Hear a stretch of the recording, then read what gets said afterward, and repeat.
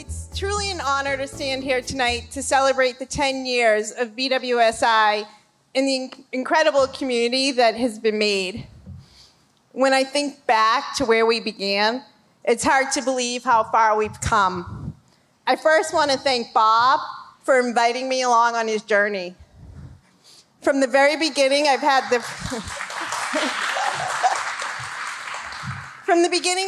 privilege of being part of not only BeaverWorks, but BWSI. And I couldn't have imagined where we would be. Originally, BeaverWorks was created to bring MIT campus and Lincoln Laboratory together. And then Bob was given a challenge: create a STEM program for high school students. He asked me to help, and together we took a leap of faith. That first summer, we had 46 students in one class, the RACECAR class. Today, that one course has grown into something far bigger than we could have ever dreamed. We now have reached 10,000 students worldwide through our online courses. We offer spring and fall programs. We host 2 national challenges. And our flagship summer program is now 14 courses, and we currently have 454 students.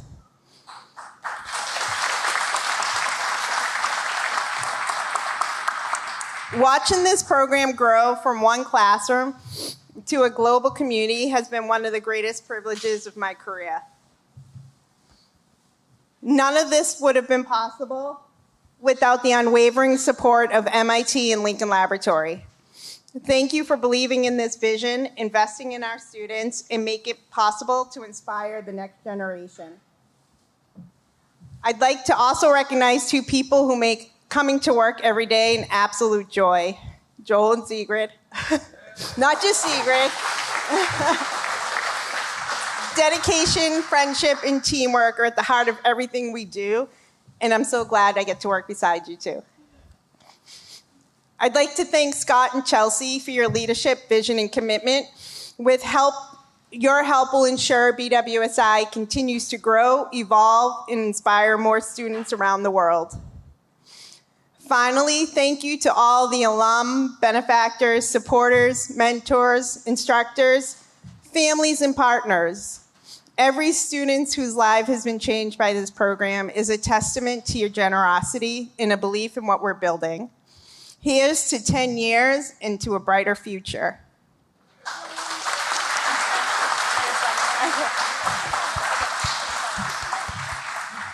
Good evening again. My name is Sigrid Flender. I am the Operations Coordinator for BeaverWorks Summer Institute. I've been with BeaverWorks now since summer 2023, and even though it's been 4 short years for me, it's been wonderful working with all of you. Thank you guys so much for all of your support, and when I think about my time here, I'm always so grateful to be supported by such a wonderful team. Even though we're small, we are super mighty. I'm inspired every day as well by our student successes, some of which you'll hear from tonight. Let's celebrate tonight our 10-year anniversary, and cheers to hopefully another 10 more great years. Thank you.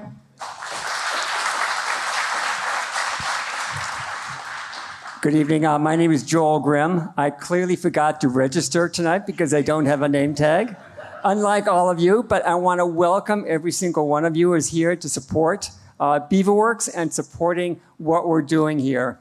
I think after 30-ish years at Lincoln Laboratory, coming here to campus 8 years ago to work with Lisa and Bob, it's been an entirely new career, right? And it's just so exciting. I think I get energized working with students. It's great to be able to give back. It's great to see the ideas that they have.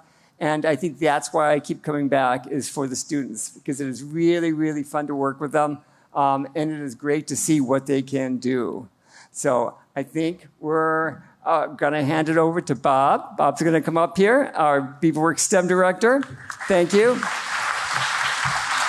I use the microphone. So welcome to MIT BeaverWorks Summer Institute 10th anniversary celebration. What an amazing journey. As I look back at the last 10 years, I am humbled. And I'm also very grateful for having the opportunity to be part of this wonderful journey. what started as a simple, small idea has turned into something big, impactful that we could never imagine possible. Right? All this would not have been possible without very strong support from MIT and Lincoln Laboratory leadership, faculty, and staff. This is where I have to look at.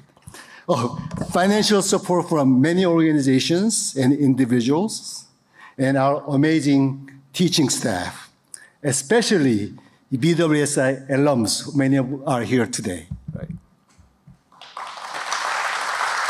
And our family. Of course, our family, right? But most of all, our students deserve all the credit. Every year, they exceed our expectations with their curiosity, hard work, and willingness to be challenged, and their perseverance. It truly is transformational, and they'll remember their BWSI experience forever. I would also like to express my special personal gratitude to Eric Evans. Without his unwavering support for BeaverWorks and BWSI over the last 15 years, this could not have happened. So thank you, Eric.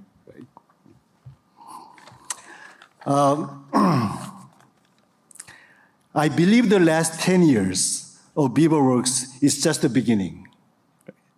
While the BWSI program at MIT will continue to be impactful, we see a future where every student will have an opportunity to participate and learn in programs like BWSI. Right? We would love to explore all opportunities to scale up BWSI so that programs like this can be made available in every state in the USA. I think it's a wonderful vision.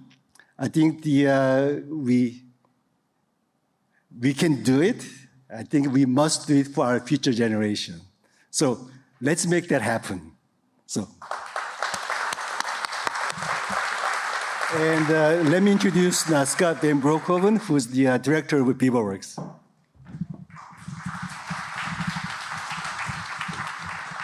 Thanks, Bob.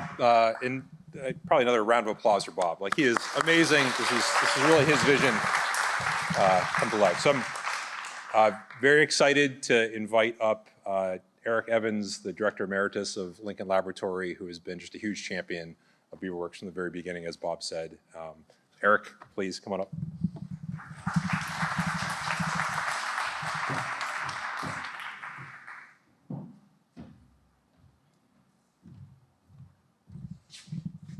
Well, Scott, thank you. And it is so nice to be here tonight and so nice to see you all. The 10th anniversary of the BeaverWorks Summer Institute is, of course, a major milestone. And its mission is something that MIT and Lincoln Laboratory has been supporting throughout the beginning and, of course, over the past 10 years. And we are just so appreciative of everybody involved in making this work well. So Scott and Bob and Joel and Lisa and Sigrid, thank you for your leadership. And also thank you to the instructors and the supporters and the alumni that are here tonight.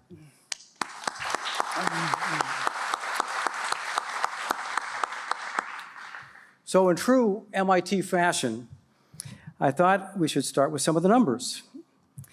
So over the past 10 years, over 7,000 students have been accepted into BeaverWorks programs.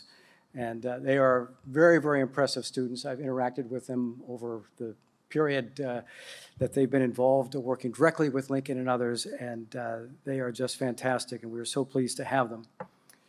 Over 30,000 students have connected to the programs through Open edX, another major outreach, and that has major impact. The number of immersive education programs has grown to 14, which I find amazing. A lot of work goes into one of the programs, and there are courses in quantum software, in building a CubeSat, and remote sensing for disaster response and cyber operations. So you could think, where else could students get an education like that? So this is very, very unique with great benefit. Over 14,000 people connected and viewed the BeaverWorks events in 2025. And just think, this is basketball arena size. So major, major impact by people observing and seeing the great work underway. And we've received contributions supporting BWSI from over 40 major corporations and organizations, and we really appreciate their support. So of course, these numbers represent an enormous impact. But you may know that BeaverWorks and the BeaverWorks Summer Institute had very humble beginnings. So Bob Shin and I had been brainstorming about an approach that we thought could enhance the collaboration between MIT campus and Lincoln. And so we wanted to create a space where MIT faculty, research staff, and students and Lincoln staff could work together on projects, mainly for prototyping for national security. And we thought we could find the funding to do that, and we wanted to set all that up, and it took a while for us to work out how to make that happen. Bob was also a strong promoter of including the educational experiences, and we had some early discussions about that, but Bob took that so far in later years. We had many ideas, so we decided to start the whole effort with a major Lincoln Laboratory study. There were many from across Lincoln that were involved in this study, and Bob was the chair of that. I read through it just a couple days ago, and it was a very prescient effort. Very, very great direction set back then. And at that time, we had to decide if we had a facility for BeaverWorks, where would we put it? Should we put it on campus near MIT? Should it be at Lincoln? What projects would we pursue? What other organizations would we want to invite to be involved? And Bob laid out the vision, and Bob laid out the details of what steps we had to go to make this work. And we had a lot of support from MIT campus to do this, which we really appreciated.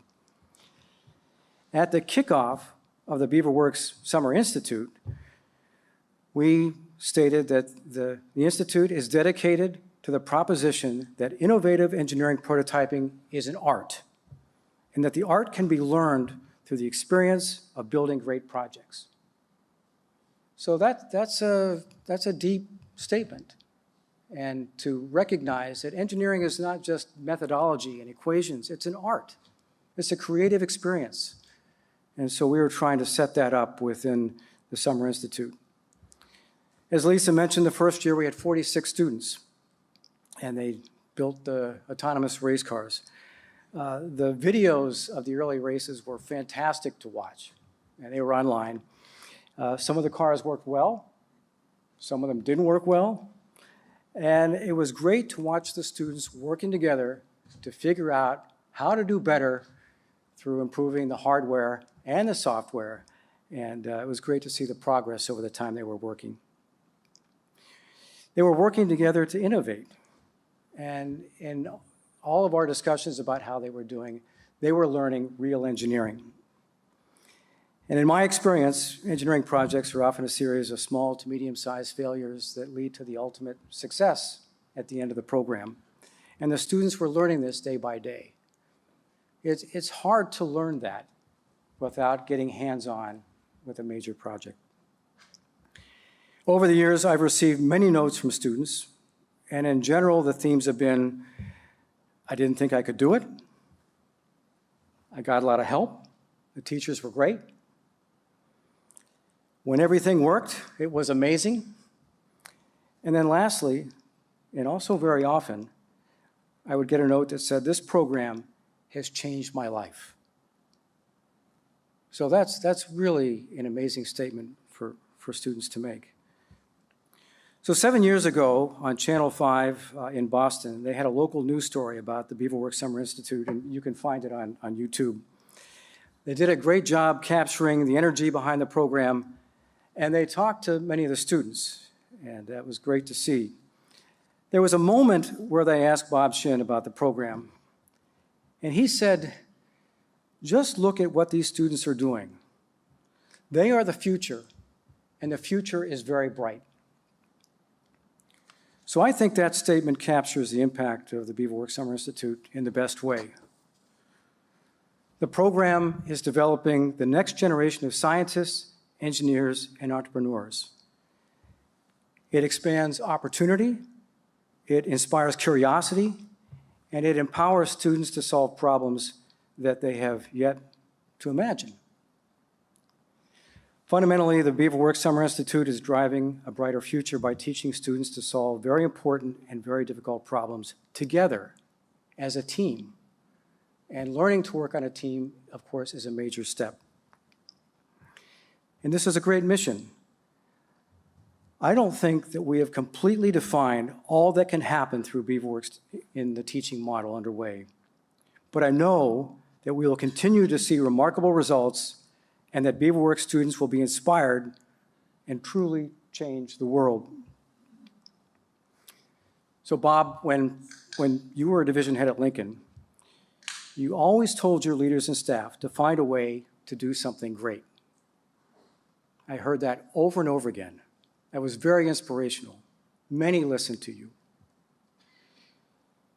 And I think you should recognize that this is something great that you have done, and you should be very proud.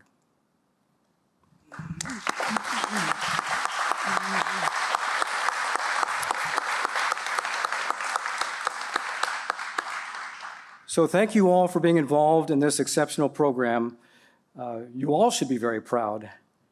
And congratulations again on an outstanding, outstanding 10 years. Thank you.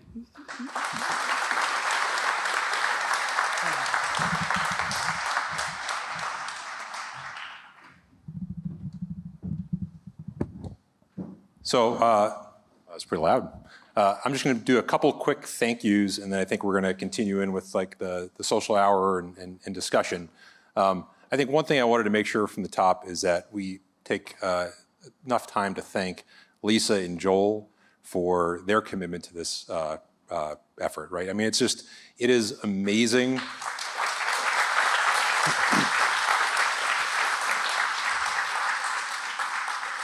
I mean, Lisa from day one, Joel shortly thereafter have been really the engine that makes the program go.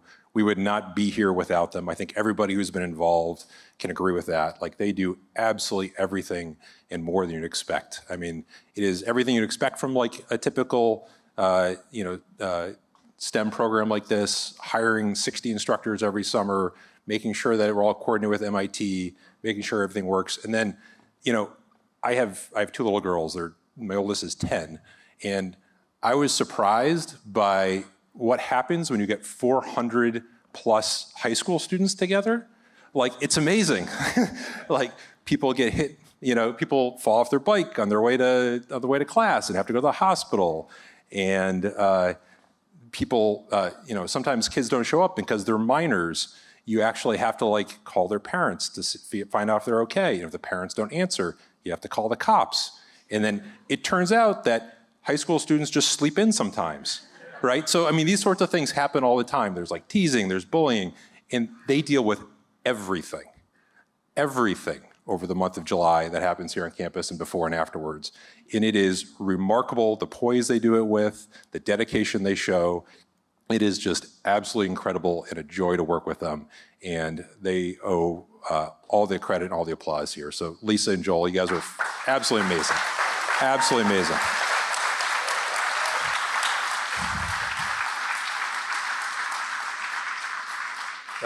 Similar vein, Sigrid, right, started just a couple of years ago with us. We have a very small team.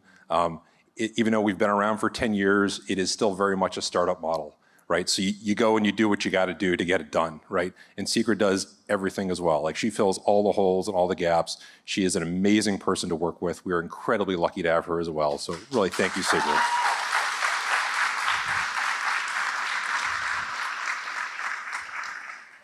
And then Bob, I think I'll start with the Bob Shin story from a little while ago. So a little over a decade ago, I was leading a group in our engineering division at the laboratory, and I was given the opportunity by Eric to move over and lead a larger group in the division that Bob led at the time at the laboratory. And a lot of people told me not to, right? A lot of people said, why would you want to go work for Bob? Like, he had a reputation for being somebody who like pushed hard and went after like really big things. And just to be completely honest, like my self-assessment at the time was like, I was doing great doing incremental things and getting things a little bit better. And that I really wanted to learn how to go out and do big things and try and change things. And Bob was the person at the laboratory that could do that, right? He was sort of in some ways like our Steve Jobs, both with like the unique outfits, but also even more with like the reality distortion field. Like Bob was the person who could like go decide and do enormous things and just through sheer perseverance make it happen. And that's really why we're here today, right? That's why BeaverWorks happened, is he just made it happen. And you know, I think myself and Chelsea and Sigrid and Joel and Lisa, you know, really take a lot in being able to push that legacy forward for you, Bob. And we're just very, very lucky to have you and to be part of this with you. So thank you, Bob.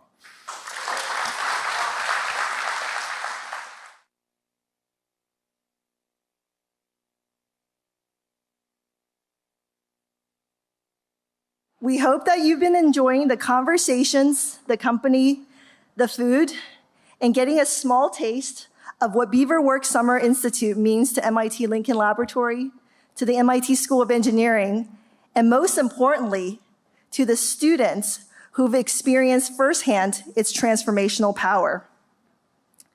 For those of you that I haven't yet had the pleasure to meet, my name is Chelsea Curran. I work in the Lincoln Laboratory Technology Office, where I help to oversee the laboratory's academic collaborations with university partners.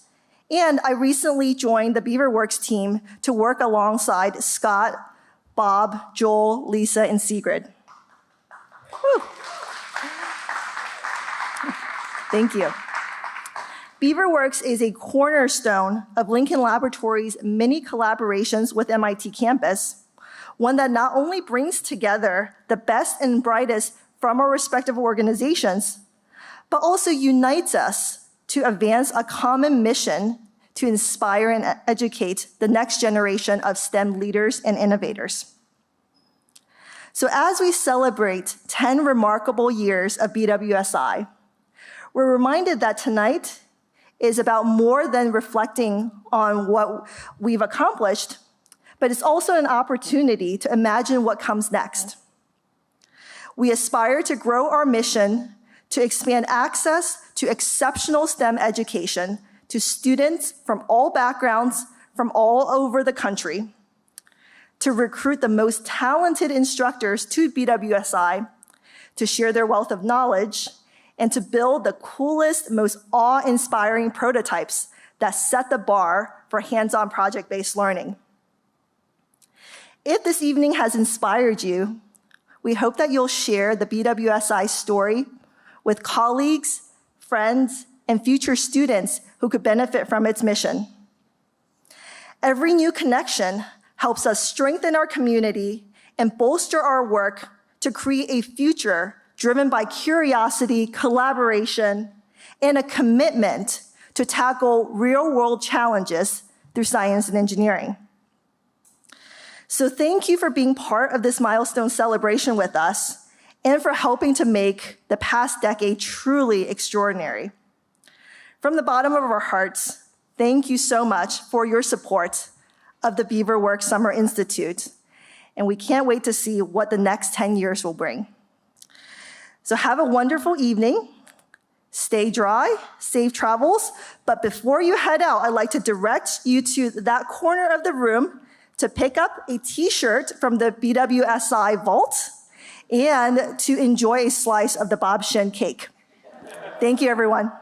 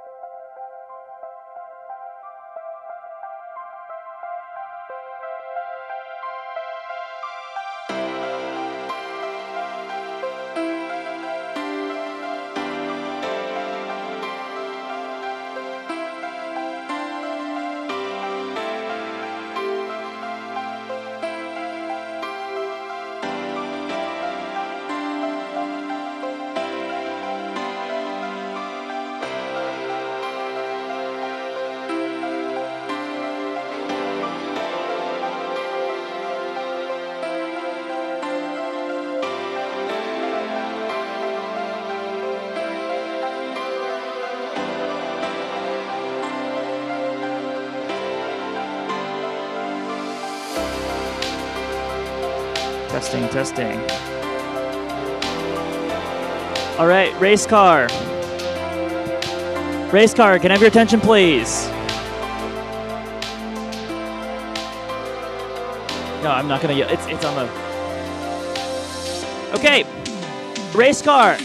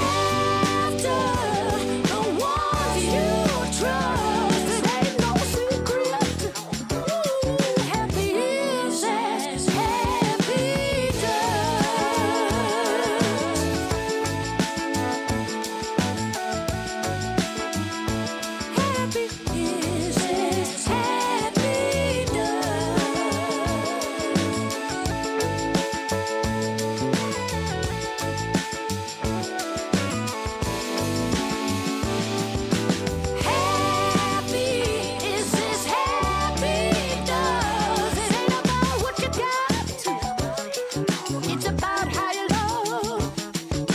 Laughter with the ones you trust. It ain't no secret.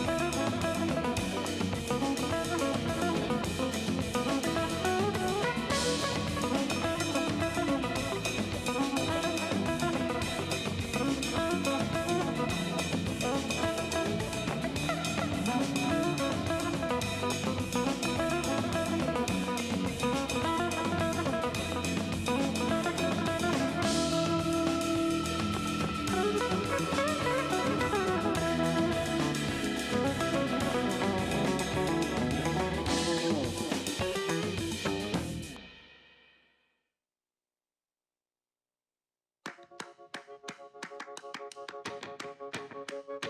2, 3, 4.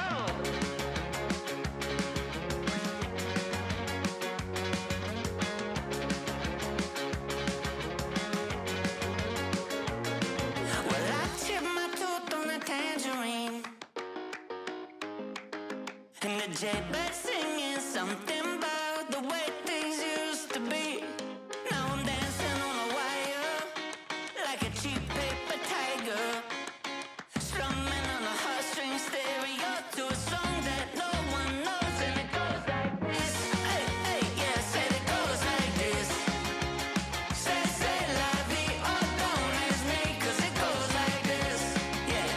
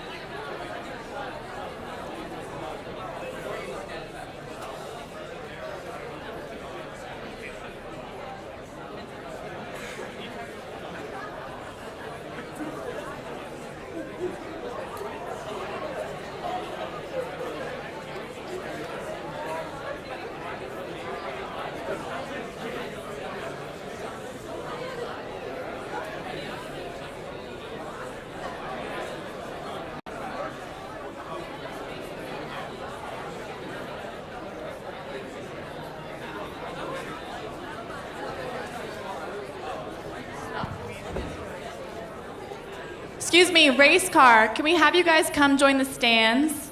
If you could sit on the left side, that would be great.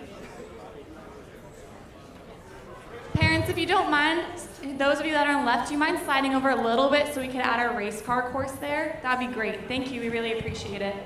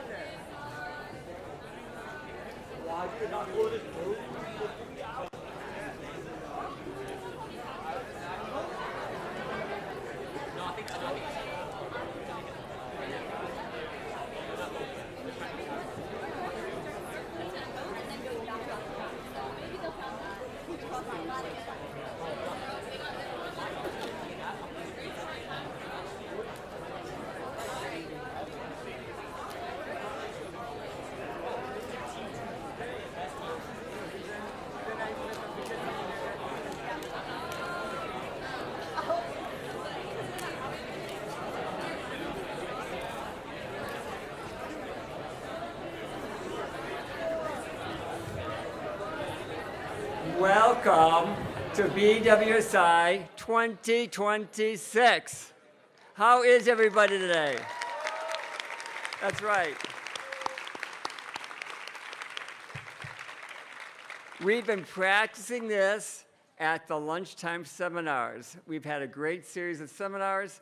If you get a chance to watch some of the webcasts, if you haven't, for parents and visitors here, we've had some great speakers at our lunchtime seminars.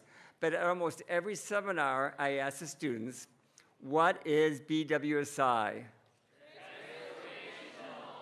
They're still working on it. So BWSI is transformational. You'll hear more about that. I want to welcome you all. I want to welcome our visiting teams. We have visiting teams from Greece, Canada, Japan, and Syracuse University. Let's hear it for teams that are coming from out of town.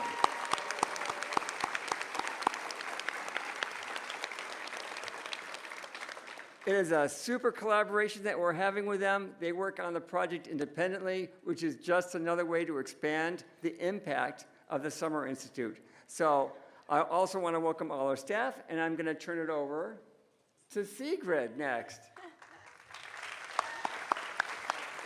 Hi, everyone. This is just a second welcome as well. Congratulations to you all for getting here and making it here. I know some of you have come long and far to this point, so congratulations, and we wish you the best today. I'm going to pass it off to Lisa. Thank you.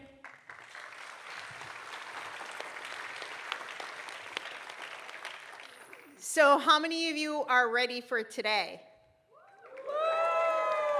Come on, we have more people in here who are ready for today. How many people are ready for today?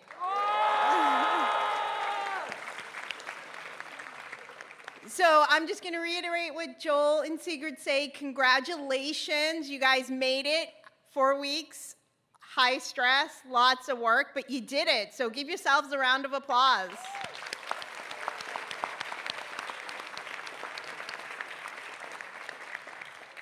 So we're thrilled to showcase everything you guys have done throughout the month, and we can't wait to walk around because even though we've been here all month, we haven't seen all your final projects, so we're just as excited as you are to see what you've accomplished. Good luck today, and we will hopefully hear from you guys again in the future. Chelsea?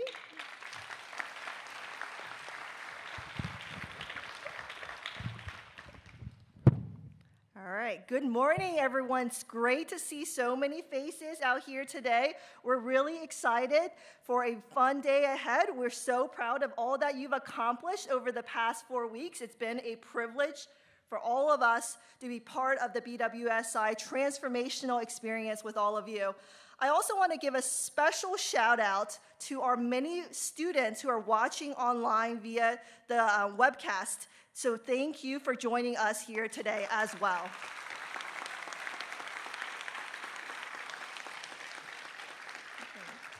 All right, thank you very much. And next, I am going to turn it over to Bob Shin.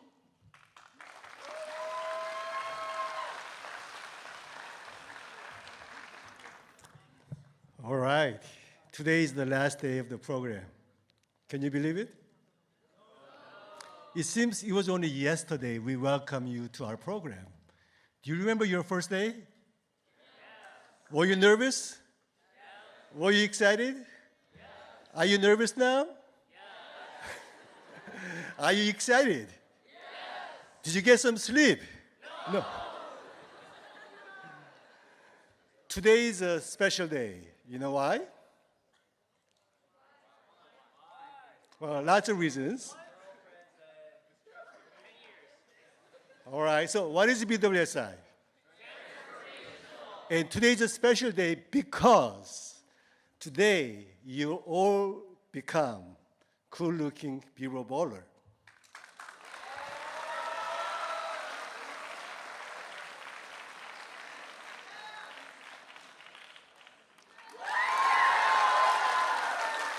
Okay. So, I officially declare you are all B-ball ballers, class of BWSI class of 2026. Let's have fun today. Okay, I'd like to introduce to Scott Van Broekhoven, who's the director of B-ball Works.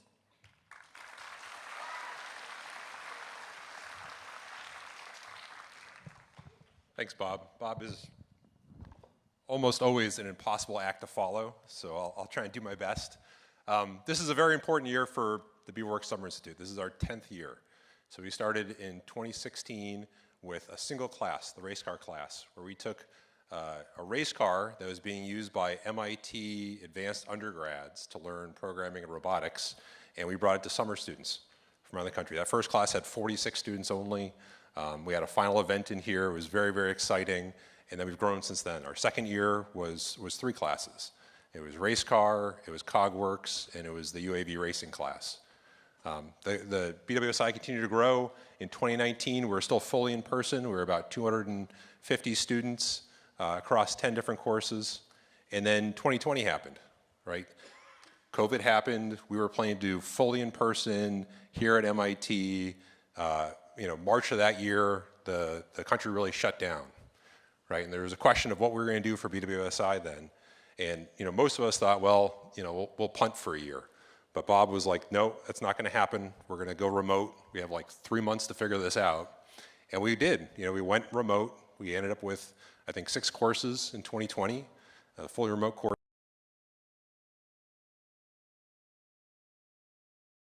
And others to make those classes that were fully in-person classes, fully remote.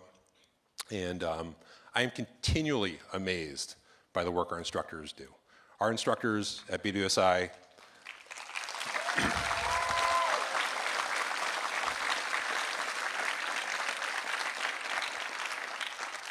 Our instructors at BWSI all have full-time jobs outside of this, right? They're all working for places like Lincoln Laboratory and MITRE and Draper and doing like really important national security work, but they do this because they understand how important BWSI is for our nation in developing sort of the next generation of students, the next generation of leaders. You know, it's not just a 4-week thing here on campus, right? Our instructors are doing this all year round, preparing content, working with the team here at BWSI to like make sure we get the best students from around the country, and it's really pretty amazing. So I was hoping one thing we could do is have our instructors stand up, and I'd like to acknowledge, so any of the instructors, yeah.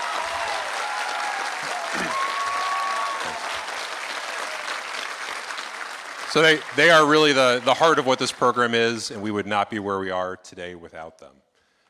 But I gave,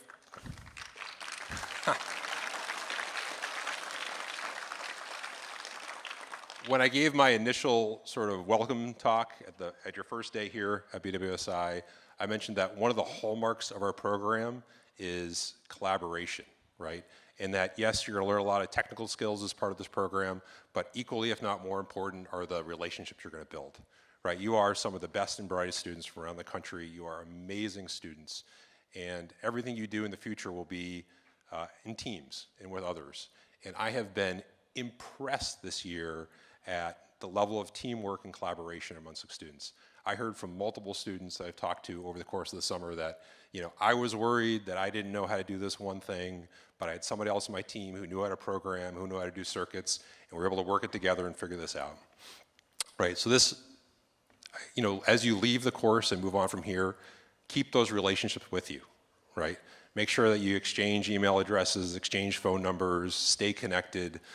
It will be incredibly important as you move on in life to have those relationships and build those relationships.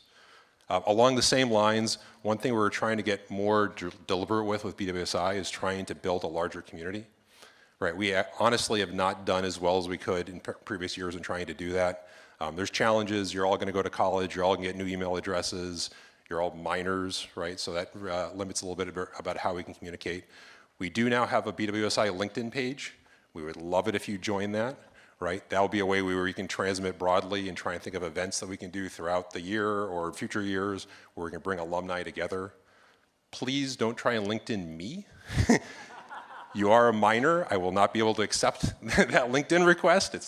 I'm not trying to be offensive by any means, but we have one for the Institute, and we would love to stay connected with all of you as you continue to move forward and just impact the world in so many different ways. You are incredible. You are the future for our country, and we're so lucky to have you here at BWSI. So thank you.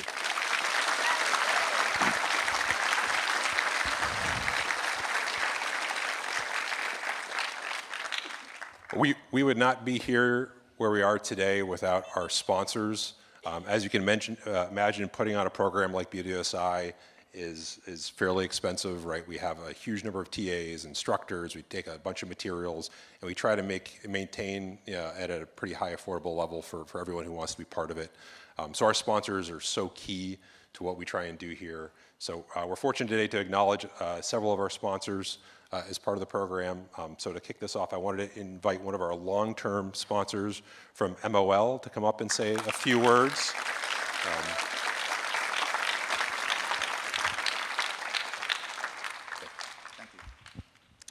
Good morning, everyone. Thanks for having us today. My name is Yasu Suzuka. I'm working for a company named MOL, which is a Japanese shipping company, and one of the sponsors of this event.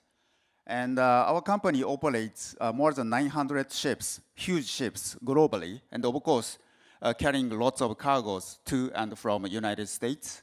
And of course, we have an office in the US. Actually, I'm based in Houston, Texas. So I was looking forward to be here today. And of course, as working for a Japanese shipping company, I'm chair for Japanese team today. But I hope every team has a good race today. Good luck to everyone. Thank you very much. Thank you. So one other longtime sponsors that couldn't be here today, but we have a video from that sponsor, is the Patrick J. McGovern Foundation. So if we play that video possibly, hopefully. Hi everybody, I'm Aiden Berger, and I work at the Patrick J. McGovern Foundation. I want to start by saying congratulations. You just wrapped up an intense, hands-on program at one of the most forward-thinking STEM institutes in the country. And that's a big deal. And you did it not just by showing up, but by leaning into hard problems, working as a team, and putting real ideas into motion. We are so proud to support this program, and even more excited to see what you all go on to build and explore. At PGMF, we're focused on advancing artificial intelligence, but not just for innovation's sake. We support projects that use these tools to solve real problems, helping track climate risks, improve public health, strengthen journalism, and modernize critical infrastructure. But what matters most to us is how the technology is built and who it's built for. We believe that the people closest to problems should be the ones shaping the solutions. That means making sure that students, teachers, and community voices, not just engineers, have a say in how tech evolves. That's why programs like BWSI are so important. They're not just teaching you how to build, they're encouraging you to think critically, work ethically, and ask hard questions. And that's the kind of leadership the world needs. We're drawn to BWSI because it reflects a bigger idea, that talent is everywhere, but opportunity isn't. This program goes out of its way to reach students who may not see themselves in STEM yet, or who just haven't had access to these kinds of tools before. And it makes that access meaningful. It's not just a summer camp, it's a launch pad. You're not being trained to memorize formulas or follow instructions. You're being invited to build, collaborate, and explore, and maybe even to surprise yourselves with what you're capable of.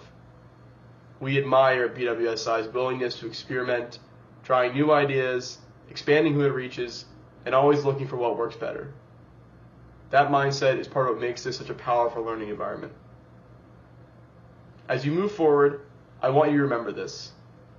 AI is going to be a part of every field: medicine, engineering, business, climate, and education. Your generation isn't just going to use these tools, you're going to shape them. And at our foundation, we talk a lot about technology for public purpose. That means building tools that are responsible, fair, and designed with people in mind, not just profit. It means thinking about things like bias, accessibility, and sustainability from the very beginning. That's a future where AI helps reduce bias in hiring, not reinforce it. Where it improves disaster response and not just ad targeting.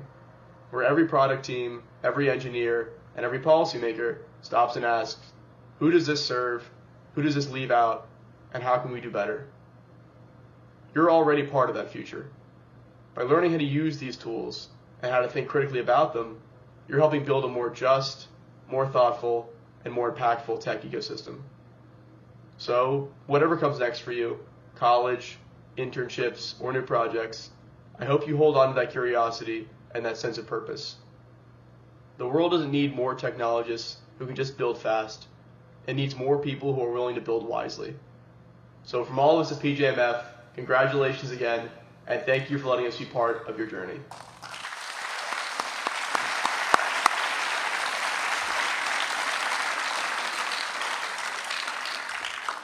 And RTX.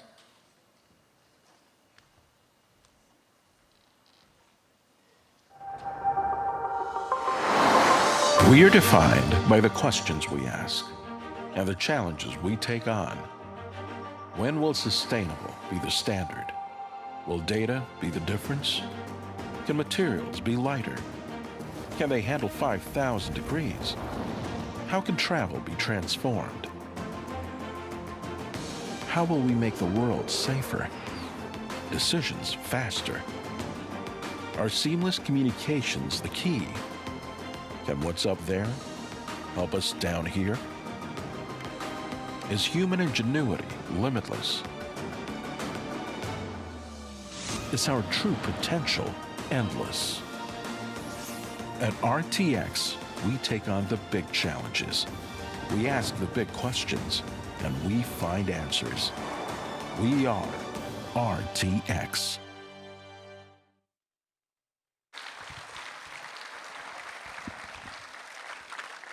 And we have one more sponsor with both a video and then a special in-person after the video. So can you please, Draper?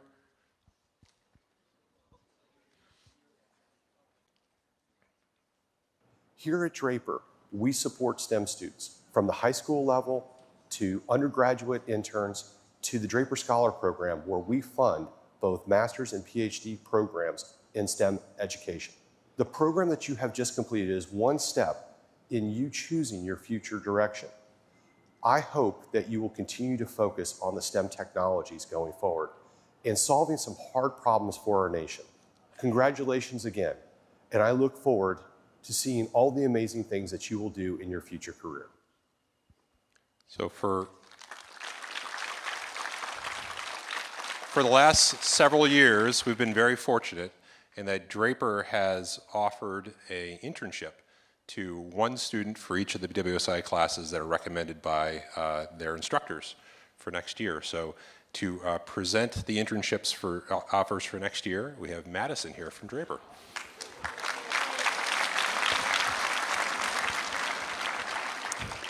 Hello, I'm the student recruiter and program lead at Draper, and we're really excited to announce our offers of letter of intent for internships for next summer. After this, if you would like to stand as I read your name, and then afterwards, if you want to come meet me, I'm right over there, and I have a little swag bag and a letter, and if you're remote, we will mail those to you. These are the names: Scarlett Shen,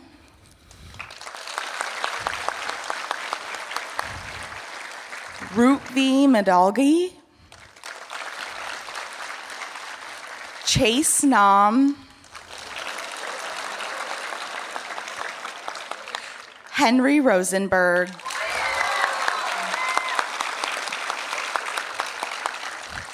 Jay Yemetsva,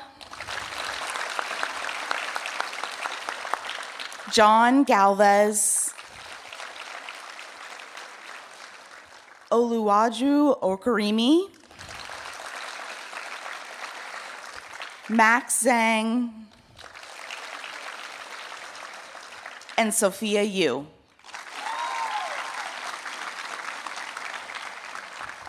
Awesome, thank you very much. So if your name was called, please come up afterwards and get your swag, and congratulations on your internship offer.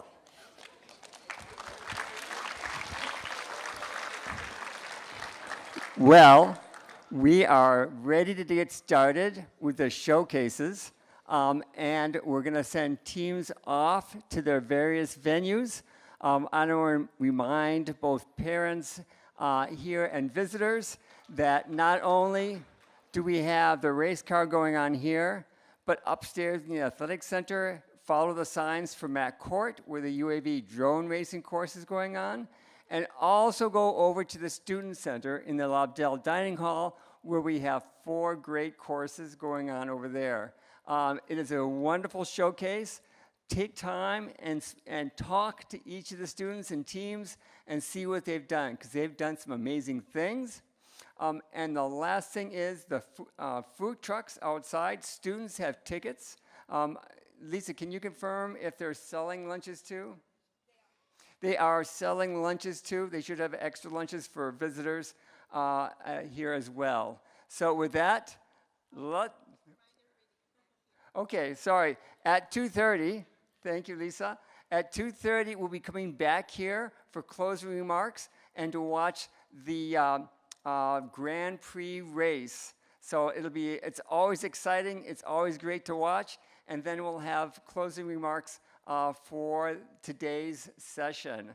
And don't forget that we'll be doing all our virtual courses tomorrow on Sunday. So it'll also be a webcast that'll be all online. So let's go.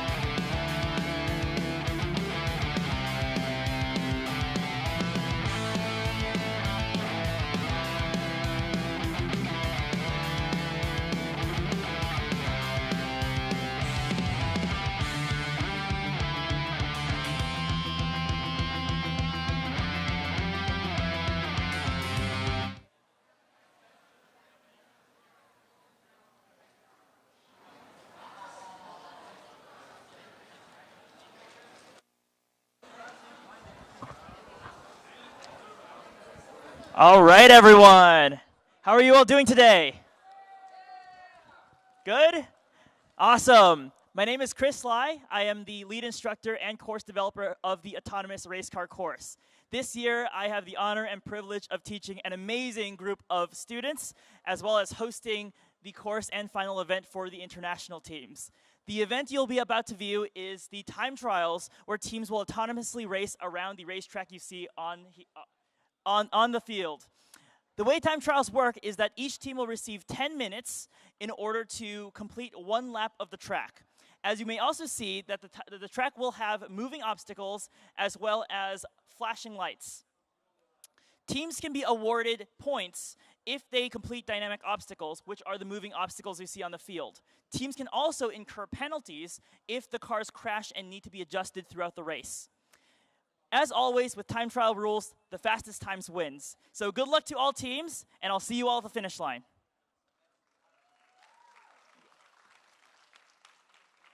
All right, and now we are approximately at 11:40. So team 1, you are first to the starting line. Please bring your cars to the start line and get ready to race. No power?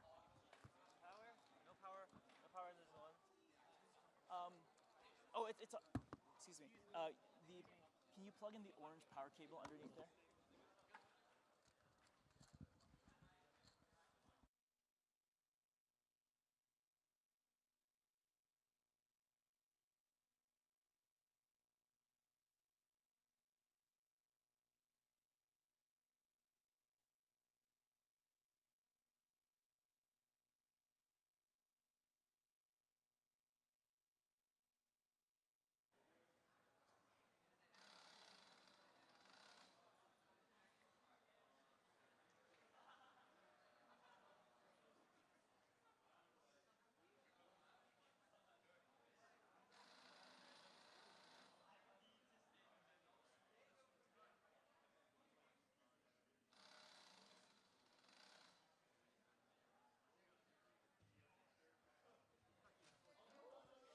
Team 1, your time has now started. All right, please place your car on.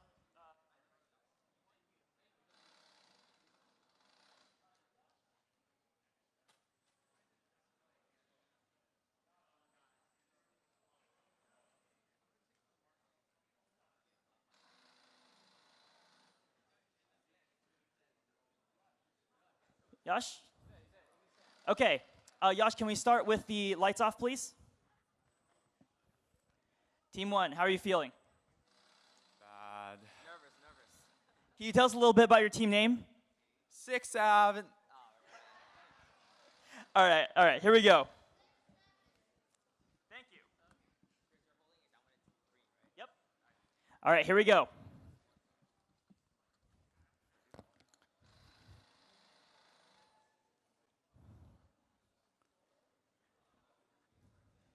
On your marks. Get set. Go! And we're off. All right, in autonomous race cars, teams have spent the last 4 weeks building algorithms to navigate through this maze. What you just saw there was a wall-following algorithm. Oh, it appears the car is now going in circles, but it's made it. It's figured out its way around the track, and now it's traversing through it. So congratulations. That was not a crash. It is now going in circles once more, but we'll see if it's able to figure its way out.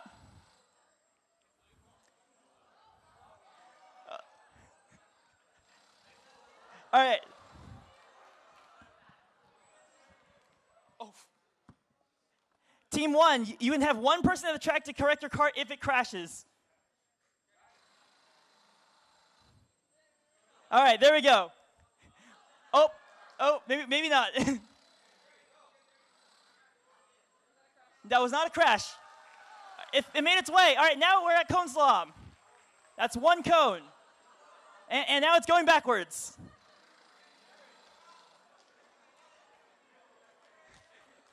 We're going to do our best to not be in the track while this happens, but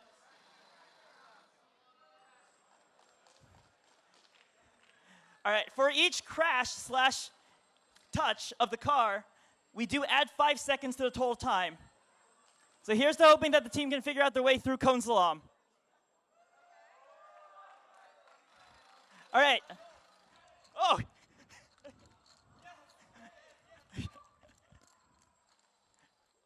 Car was so fast I couldn't catch up, but now it's rounding the final bend. Oh. It's thinking. Now it's going backwards.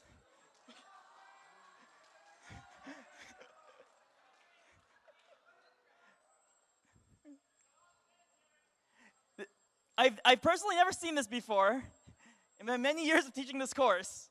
So it's very interesting how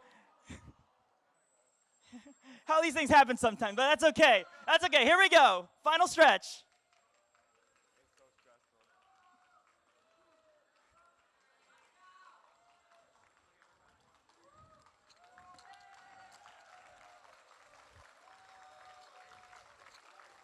Here we go. And time. Congratulations, Team 1. You have completed the race.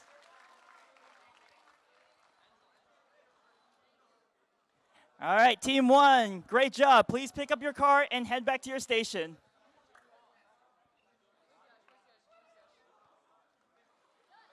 All right, how are you feeling, Zoe? Honestly, it went pretty good. We didn't crash too much.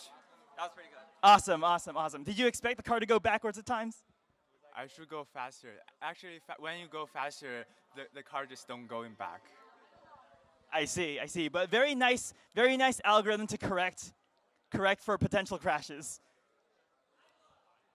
I'm gonna step away from this mic so it doesn't give us feedback.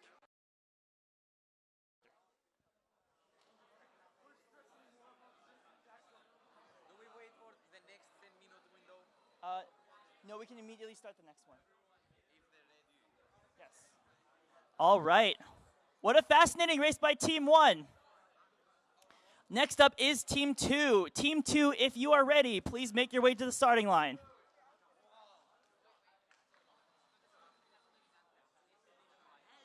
It is initializing. That's okay. Oh, there we go. All right, Team 2, how are we feeling today? Nervous? Good, that's what I like to hear.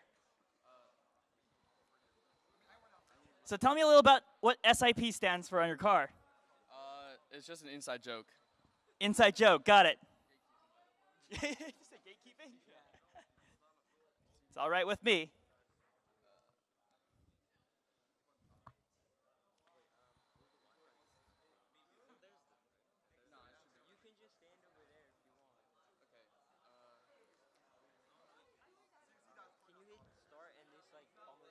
Okay. All right, Team 2, are you ready? Yes? All right, that's all I hear. More energy. All right.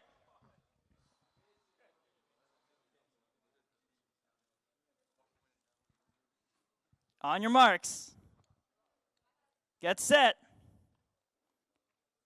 Go! Team 2, starting off the race at extreme speed, taking the 2 hairpins pretty well. That's a pretty good algorithm, not gonna lie. Skipping the elevator, having a brush against the pipes, but that's okay, that's not a crash. You could say that it's eating, yes. All right, into cone slalom. Will they take it? No, they won't.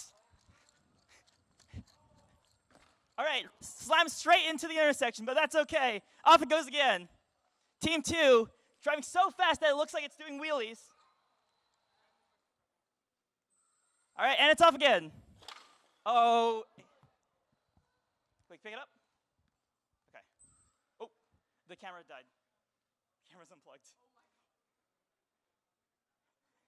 What I just noticed was that their camera cable has unplugged itself from the camera.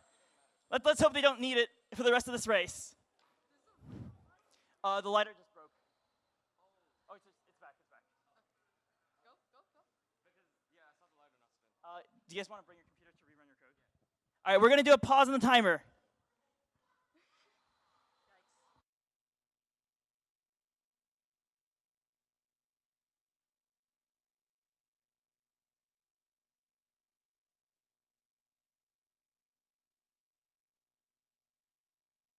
Is good?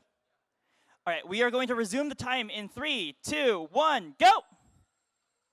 And we're back. Like nothing ever happened. Now into the final stretch. Can their wall follower algorithm continue to succeed? Looks like it can. And that's time. Congratulations to Team 2 for completing the race. Carlos, tell me how that was. A bit disappointed that it crashed a couple times, but overall it was good. It wasn't bad. Wasn't too bad, but we were able to debug that and get it back on track. So once again, very, very nice job, Team 2. All right. Now on to our next team, Team 3. If you are ready, please come to the track with your car. P1, please. All right. Team 3, tell me how you feel right now. Worried, I guess. How confident are you from a scale of 1 to 10?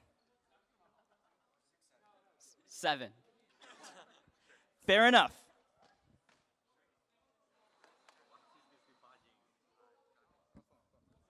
All right, Team 3, I am now pressing the button to start.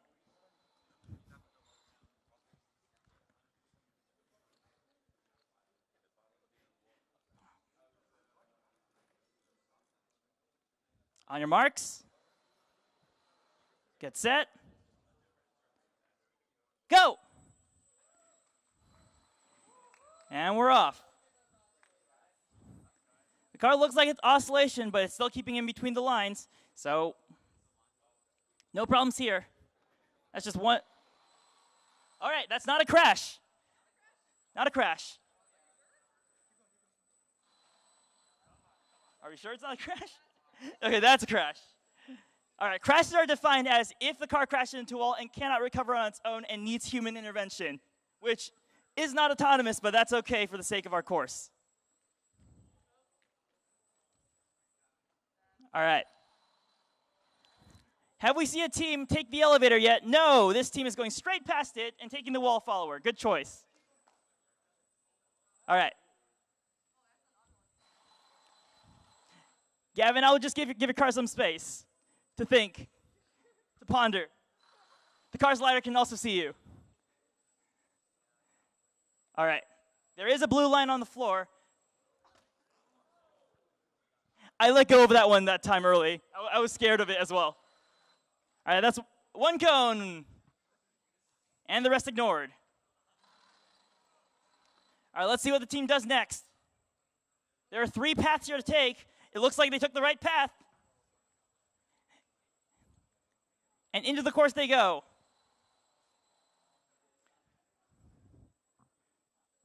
All right, round the bend here. Looks like a pretty nice wall follower so far.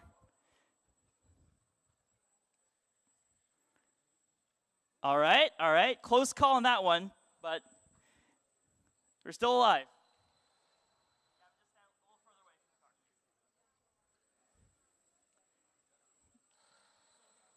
Sometimes taking your time is the best way to complete the race. So whatever this team is doing, I like it. Angela says to Team 3, do you have a KD term on your controller?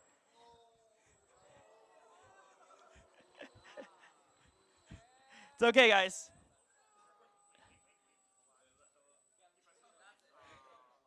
Right before then, but that's okay. Congratulations to Team 3 for completing the race. All right.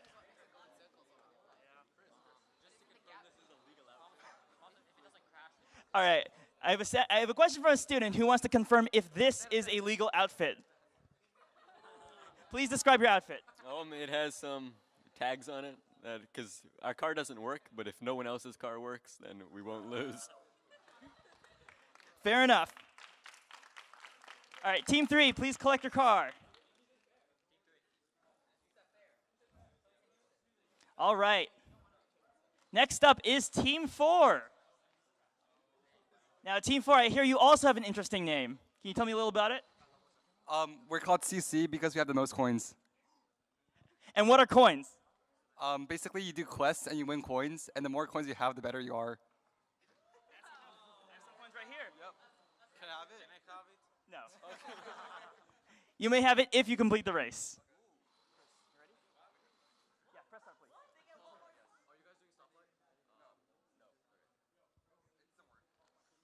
All right. I also see that on your car's dot matrix display, you have my name on it. Care to explain why? It's an attempt to please you for more coins. It's not going to work. All right, Team 4, are you ready? Here we go.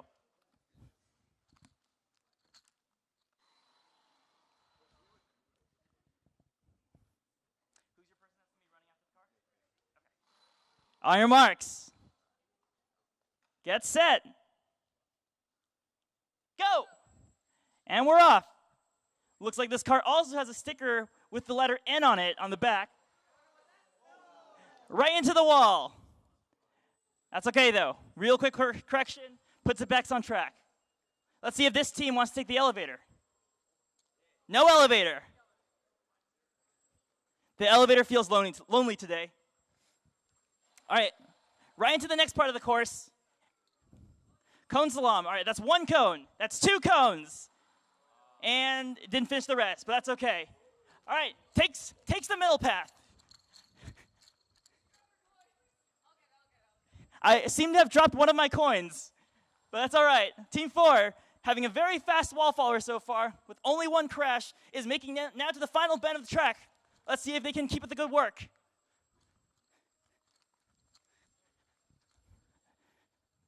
It looks like they can. And that's time. Good work, Team 4. All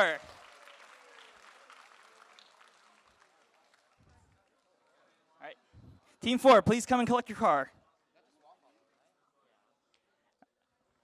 All right, Team 4, how'd you feel about that race?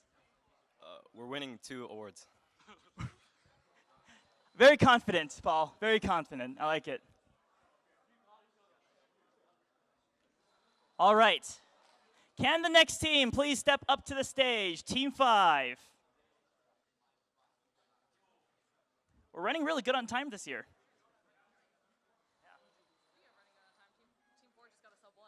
Sub 1? Wow.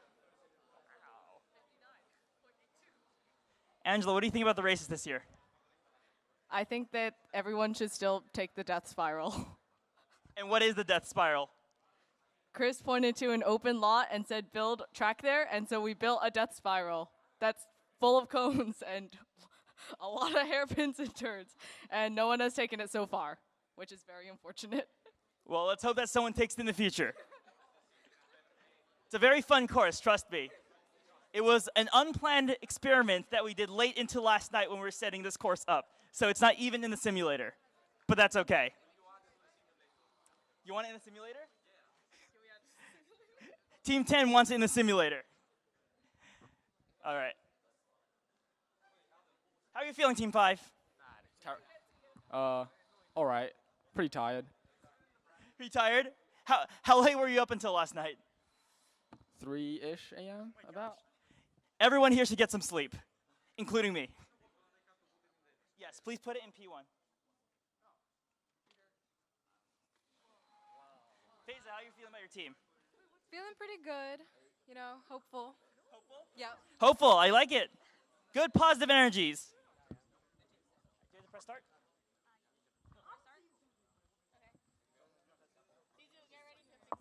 All right, Team 5 up to the stage.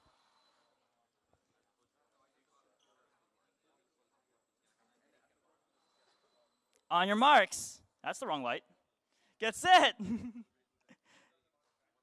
Go!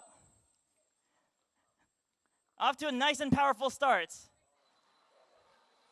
Just kidding, I jinxed them.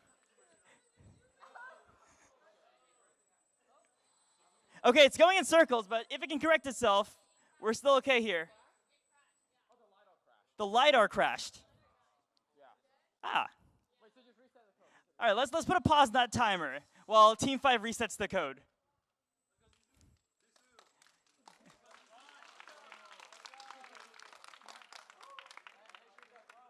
All right. I will say one thing for every team here and for the audience purposes. We had an auction yesterday, and Team 5 purchased themselves a nice, hearty retry token for the Grand Prix, which means that if they want to run their code again, They absolutely can. All right, now we're going to continue this first attempt for Team 5. Ready? And a 3, 2, 1, go! Right into the wall. Right into the wall again. That's okay. We're gonna keep pushing it along. Now I will say that this first section is one of the most difficult sections we've ever designed for the race cars in general. Except for Death Spiral, but that wasn't planned. A lot of tight turns and hairpins to take here.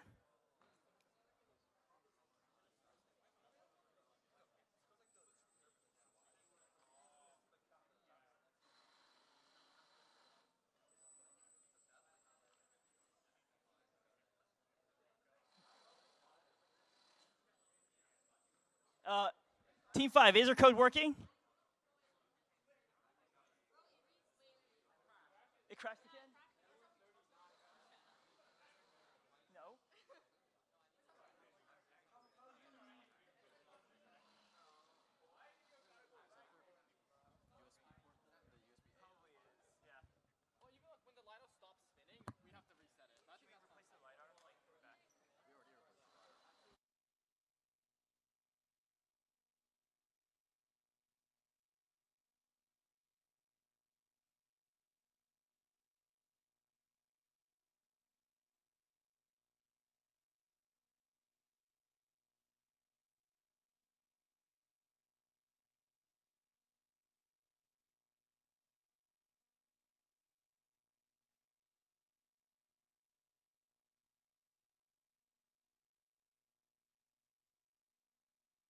Change of plans. What we're going to do is, because of their LiDAR not working properly, we are going to take it back to the workbench and give Team 5 another try later on today. So Team 5, please take your car and exit the field.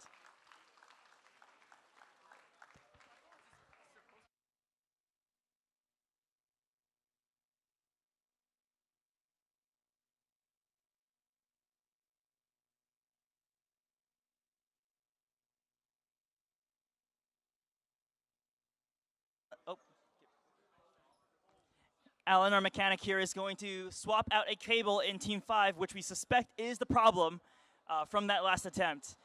According to Team 5, whenever they crash, their LiDAR slows down and crashes their entire code base, which is a thing that happens in robotics. So we're going to move on to the next team, which is Team 6. All right, Team 6, how are you feeling about this one today? Kind of nervous. Kind of nervous? Do you guys have a team name? Handicapped.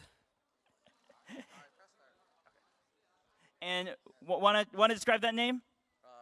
It's just, yeah, our wheels were a little soggy, so we named it Handicapped. Sure. And what is this on your dot matrix? It's a handicap logo. Yeah, it's our team logo. It's a team logo. I love it. Good team spirit. All right, Team 6, are you ready? I've dropped one of my coins. I'll take it. Yes, one person can follow on the track behind it. On your marks. Get set. Go. And we're off. Quite fast speed. Now, during the course, we talked about multiple types of wall following algorithms. I wonder which one this team is using. All right, it crashed into a wall, but still going. All right, that's a real crash. And it's off again, like nothing ever happened.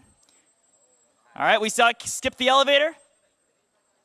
Wonder if any team's going to attempt it today. With the elevator, there is a massive time bonus if you take it of 30 seconds. Oh. We have seen multiple teams today slam into the LiDAR, though. I'm glad to see that it's getting some love. Yeah. Not the first time we saw a car go backwards during this race.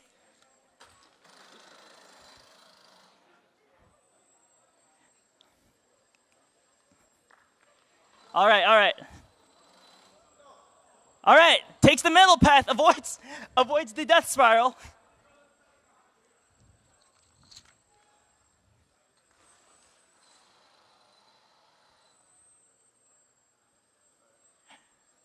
All right. Once again, there is no driver to these cars. It's all autonomous. So these teams must trust that the teams must trust that the cars are doing the right thing, which sometimes they can act up.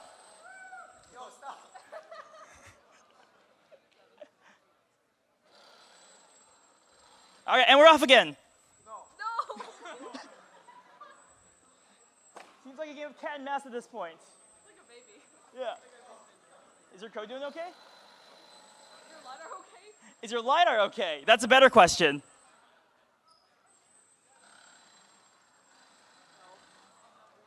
13.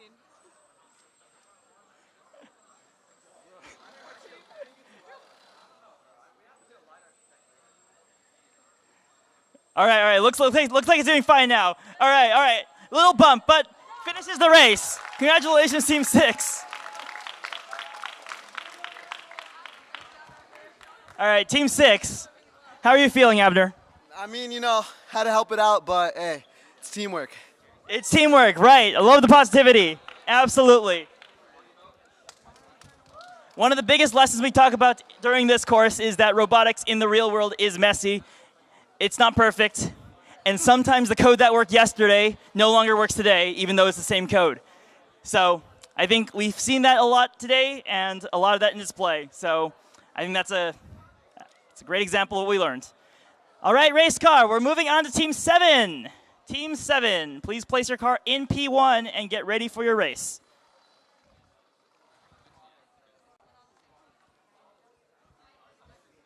All right, for the viewers at home, I am holding the controller and a dead man switch, which allows the robot to race autonomously. When I let that switch go, the robot stops moving, which is a safety measure.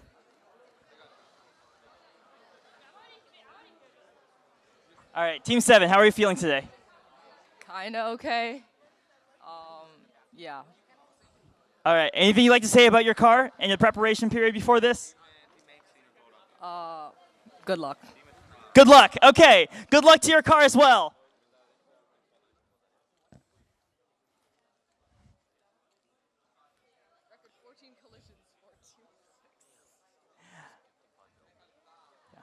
On your marks.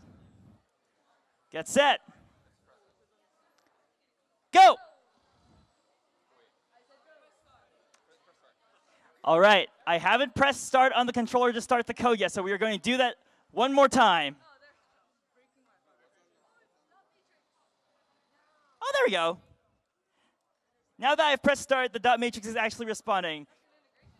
That is an integration challenge. Can you tell me a little bit about that? We're doing the angle. We're printing the angle that the car is driving. That's very smart, so that you can see what the car is thinking at all times. All right, we're gonna try that again, Yash. Sorry, I was being distracted.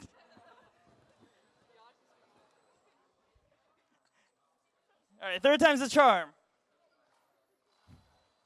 On your let's go. On your marks. Get set. Go. There we go. Awesome. All right, that's following the wall pretty nicely. Hit a bend, but that's okay. It's a pretty sharp turn. In fact, this is a pretty sharp 2 turns. Now, during the course, the students were able to test their code on a track that had 1 tight hairpin and an S turn, but in this course, it's a lot more than that.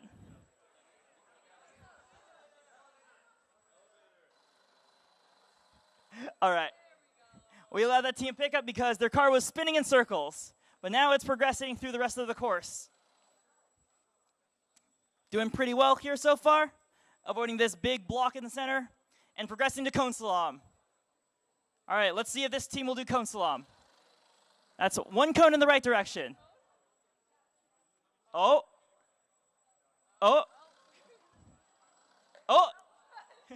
We've knocked down 1 cone.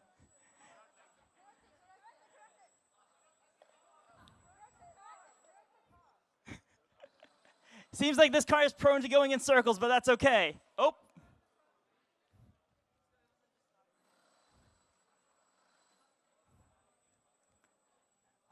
All right, looks like it's doing well.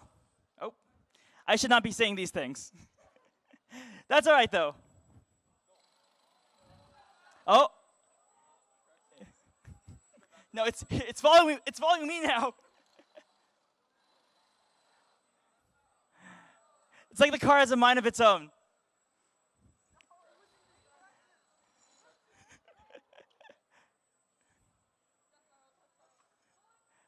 All right, it makes it past it. Makes it into the center one, which is the safest route, in my opinion. All right, now the car is going to traverse the rest of the course, which is hopefully less dangerous than the other parts of the course. It is doing some oscillations, and it has just ran itself into a wall. But that's okay. All right, now we're on to the final stretch. This should be an easy straightaway, a very simple track, and from what I've seen so far, it looks like this car is capable of driving through walls. So let's see it complete the rest of this course.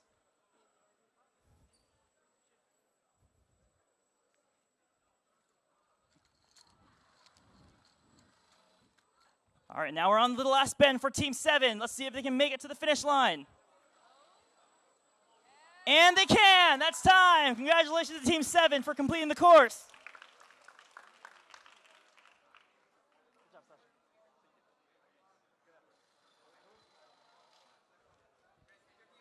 Interview?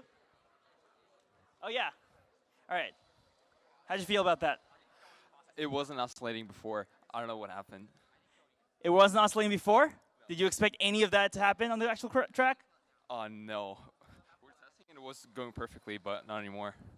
I see. So what do you think happened between your testing and the actual trial? We're testing with people on it, so probably some people are blocking some big areas, so we just our car was lost. Makes sense. Definitely different in a production environment. But nevertheless, great job. Your team made it to the end. And in my personal opinion, you guys did great. You guys got a great time.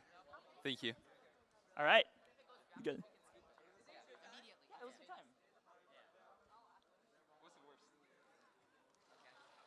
All right. That was Team 7. Now on to Team 8.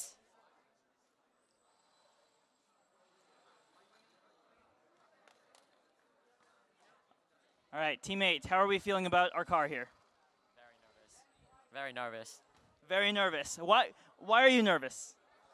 So we haven't had much success when we ran it during the 3 hours we had to practice, and so I'm not very confident, but hopefully it'll do fine.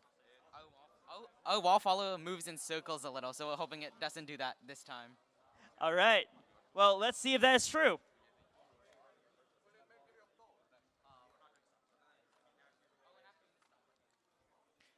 All right. Team 8, are you ready? On your marks. Get set. Go!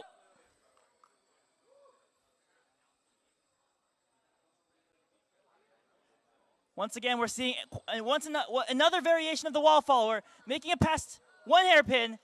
We saw the car jerk a little to the left. LiDAR crash? All right, we are going to put a pause to that timer real fast and have them rerun their script. Is it working? Okay, looks like it's working. Yeah.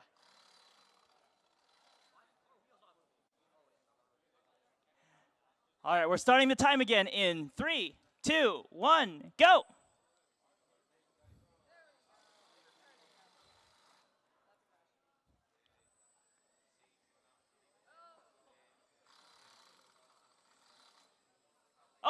Oh, sort of found its way, but then also found its way into a wall.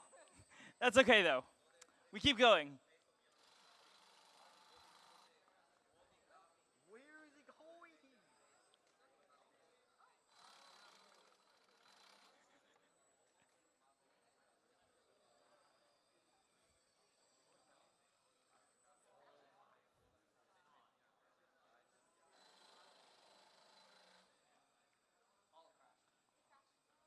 All right, this past one cone. Oh. All right, we're going to pause on that timer again while they fix their code.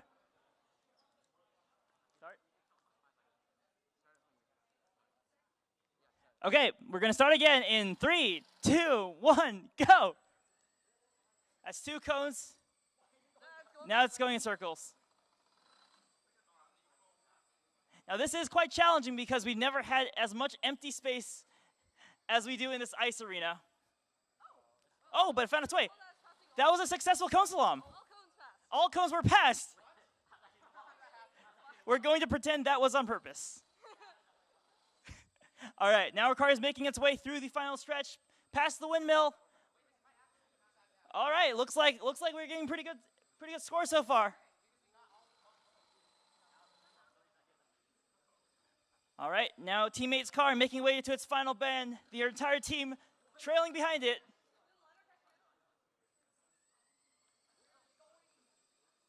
All right, final bend now, final stretch.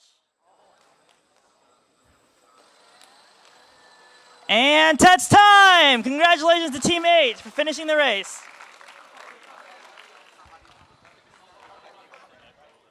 Teammates, how do you think that went?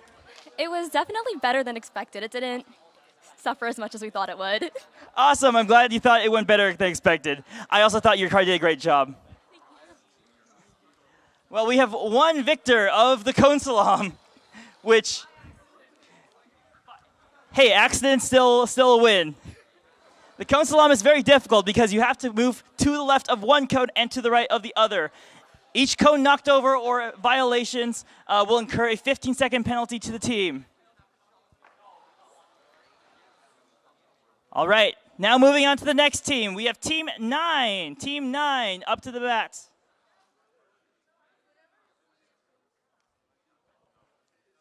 All right, Team 9, how are we feeling? Pretty tired. How much did you sleep last night? 4 hours? After this, we are all going to bed.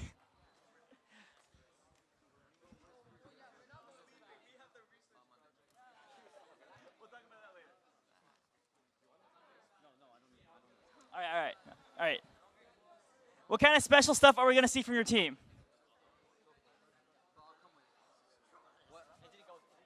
What do we think about your car? I think it's pretty good. Pretty good. What does pretty good mean? Hopefully it finishes. Hopefully finishes. Got it.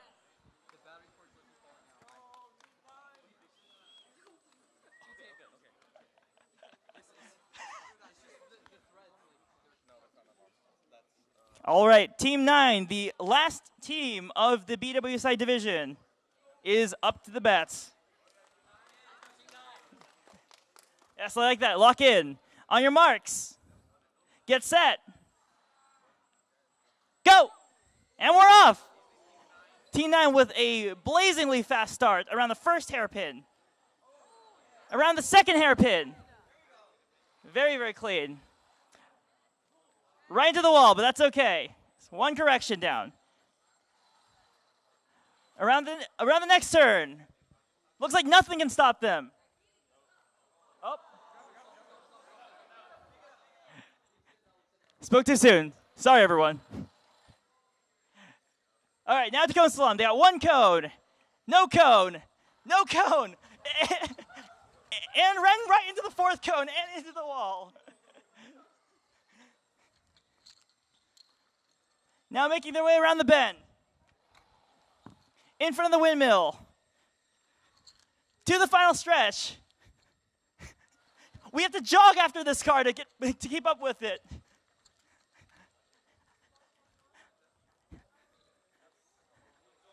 And that's time. Congratulations. Oh, I'm out of breath. We are too. Great. That means I think you did well. All right, now we are going to take a short intermission. I believe we are... Actually, all right, Team 10, are you ready? Okay, all right, we can move straight on to Team 10, all the way from Greece. Team 10 is going to be our first international team competing in the international division for RACECAR.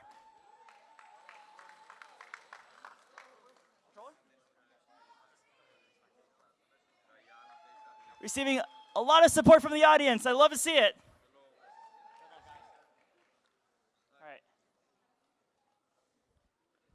How are we feeling about your car? I don't know. It sometimes works, sometimes doesn't. You just explained everything about robotics right there. It always just sometimes works and sometimes doesn't.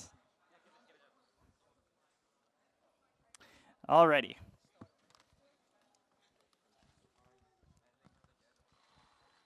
All right, here we go.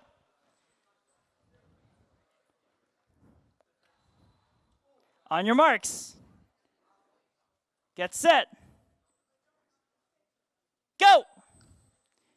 And we're off. Whoa, whoa! Despite backup, but managed to avoid hitting the wall. That's perfectly fine and within the rules. It's a good strategy, what can I say? There we go, it got itself out of that bend. Very impressive work, Grease. All right, now on to the elevator. Will they be the first to take it? And they went right past it, but that's okay. The team has decided that not taking the elevator is the correct strategy for this race.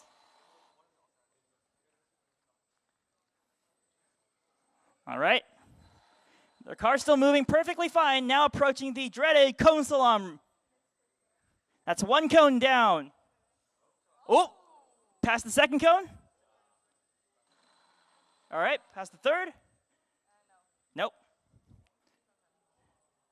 All right. Well, I thought it was going to take the fork, but it managed to slide right past it and going down the long path. Oh. I love this smart anti-collision system you all have. This is amazing. All right, making its way past the windmill now. And on to the final straight of the race.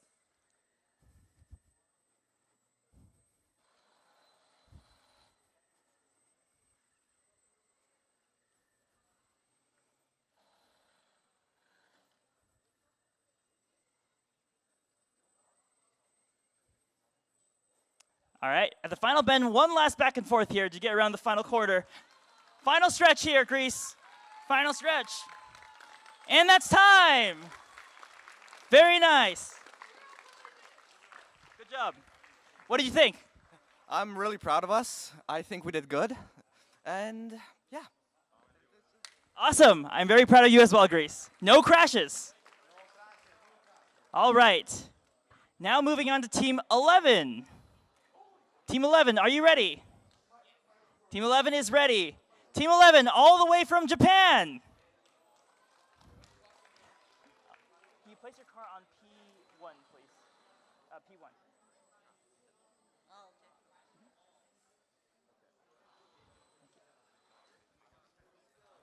All right. How do you think you will do in this race? I will finish without replacing. Without crashing. All right.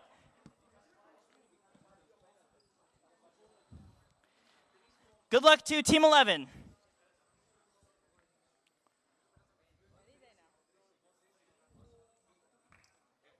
On your marks. Get set. Go.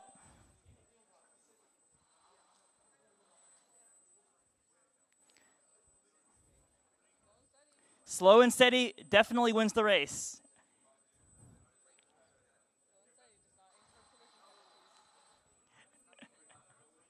I'm just going to give Angela the microphone. She's got a lot of great quips. Slow and steady does not incur collision penalties. This is true. Each collision penalty, as a reminder, is 5 seconds added to your time. All right. Team 11 making its way into the matted area, trying to figure out its way to get back onto the track. No collisions yet, looks pretty smooth. It was able to find its way through that empty area. Once again, not taking the elevator.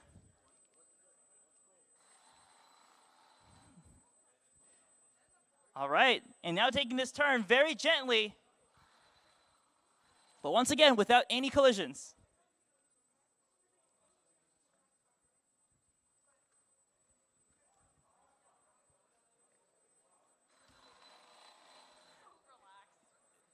Honestly, I wish I could have more of these races. Oh, that it made it. Oh, do we have second victor of the cone slalom? Very close. Just one cone off. Now we are approaching the gap. Takes the middle path. It did think about taking the really complicated path to my left side here. But we have yet to see anyone actually take it. Oh, look at that. We once again have an algorithm that corrects itself when it detects a crash. Very nice. Very nice, Japan.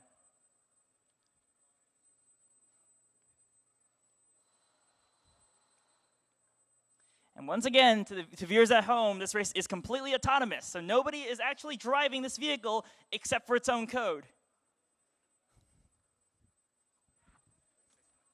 No, I was gonna.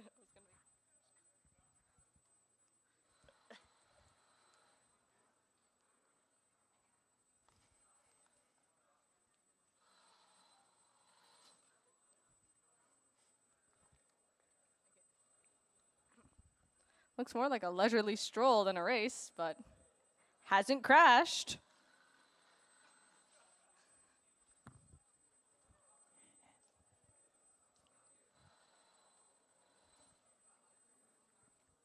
All right, and now we're reaching the last bend.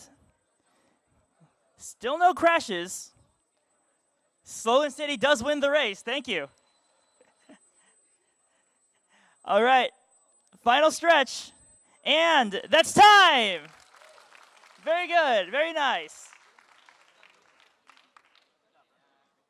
Good job. All right, how do you think that went? It's good. Yeah. Very appreciate. Yeah. Yeah. Very good, very good. Awesome.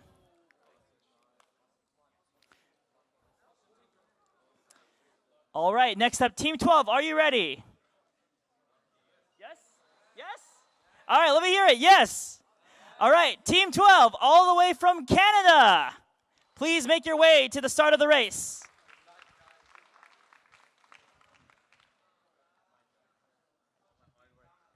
All right, how do we think? What do you think? What are you thinking right now? We're in a good position, so I think we can do well. I love to hear it. What kind of algorithms are you running right now?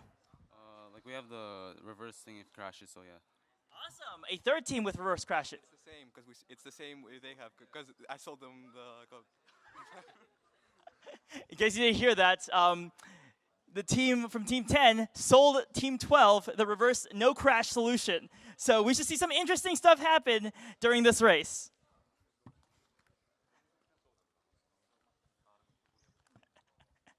Almost fair play in RACECAR. It's always RACECAR. On your mark. Get set. Go! And we're off once again with another wall follower.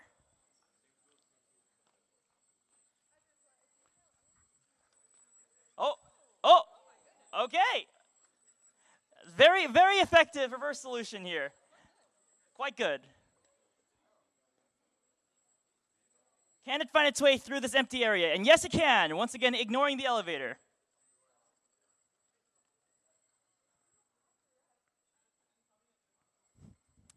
All right, the car now making its way slowly but steadily towards Cone Slalom. Let's see if Cone Slalom can face its second victor. To the left of the green cone. Has to go to the right of the orange cone. No dice. All right. Now making its way. Oh! Oh! Oh! Wait. Oh! Narrowly escaping the trap. It nearly had its first victim, but Team Canada managed to pass that straight up. Also, without crashing, might I add. Once again, a very nice traveling algorithm, making its way to the final bend.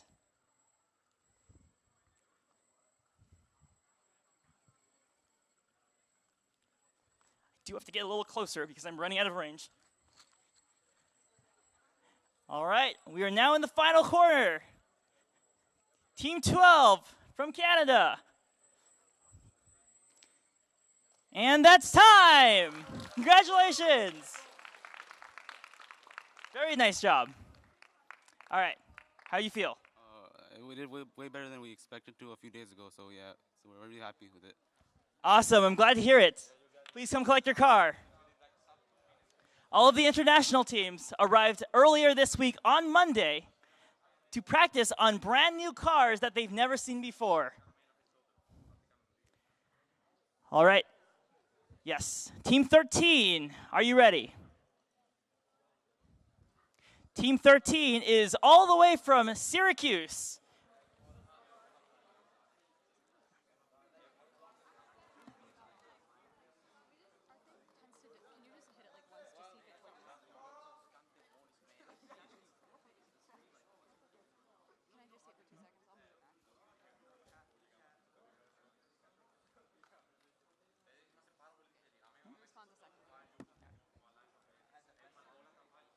Is the controller low battery?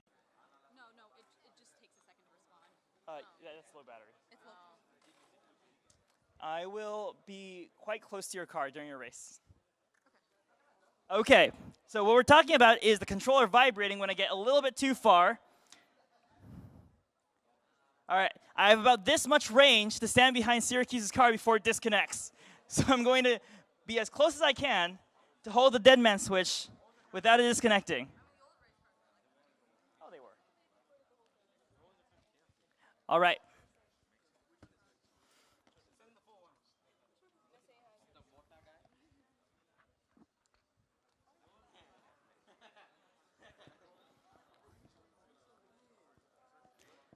All right, Syracuse here is sporting a slightly different model of the RACECAR Neo, but runs on the same code. All right, once again, still autonomous. I'm just making sure it has the right range to actually hold down the dead man switch properly. So I have to be as close as possible to the race car.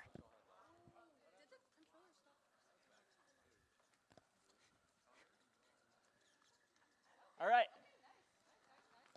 Not an issue so far. That's good.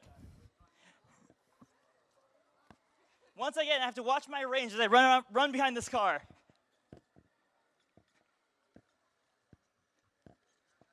All right, and onto cone slalom.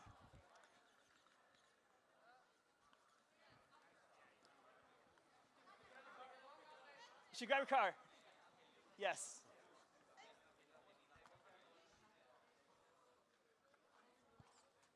Oh, watch out. All right, we're back. It's okay. It's like nothing ever happened.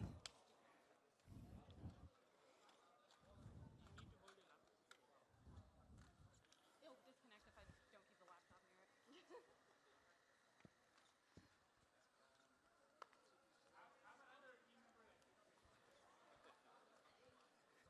It's like trying to walk a dog.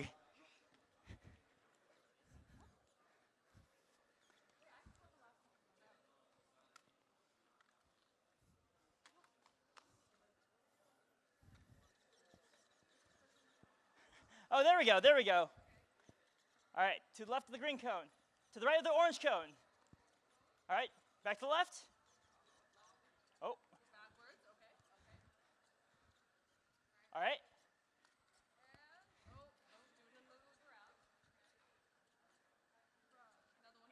I wonder if it's seeing me.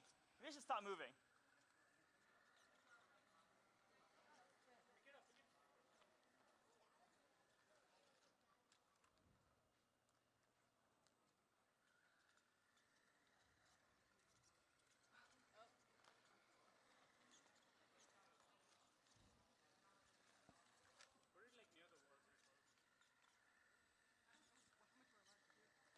All right. Knocked over one cone, but that's okay. It's gonna go through the stupid death spiral. Yes, Spiral? All right, we have our first car going into.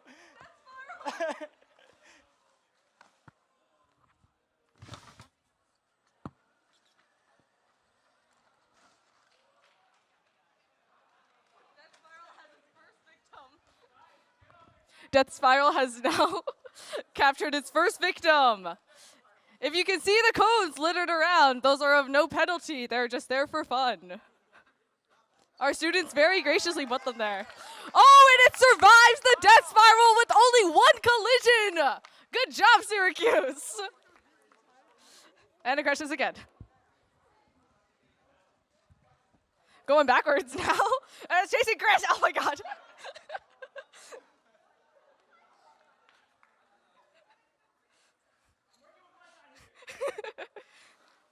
Another crash.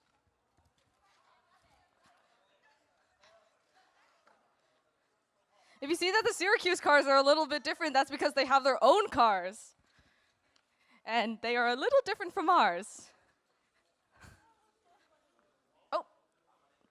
Can it fix itself? Nope, that's another crash. All right, should be in the home stretch now. Approaching the final bend. Oh, is it going? Rainbow lights are on. So close, and time! 405.86.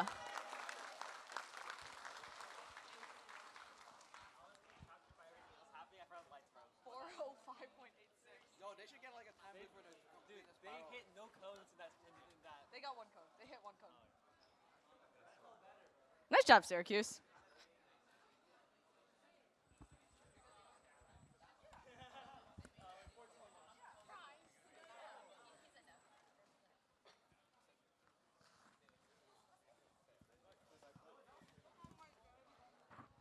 All right, am I seeing double? Team 14 also from Syracuse. All right, Team 14, how are we feeling about this one? Great. Okay. Yeah, we're gonna win. Yeah, we're gonna win. I like that energy. Let's take it to the finish line.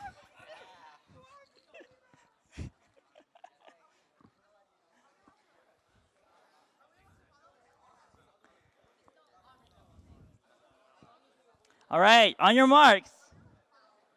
Yes. See, it's set. Go!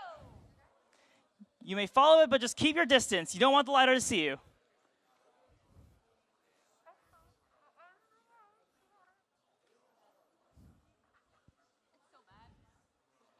Don't say that about your car. It's doing great. It's doing the best it can. I'm sure it's doing the best it can.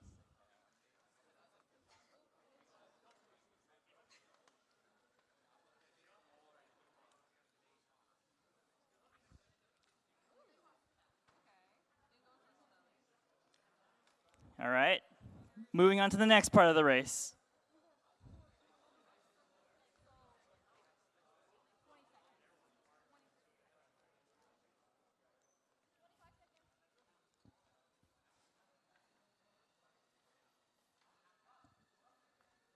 Now we're entering Cone Slalom. Can Cone Slalom find its second victor? That's one cone. Unfortunately not. It does oscillate around the cones though, so that's a benefit. All right. I'll allow it.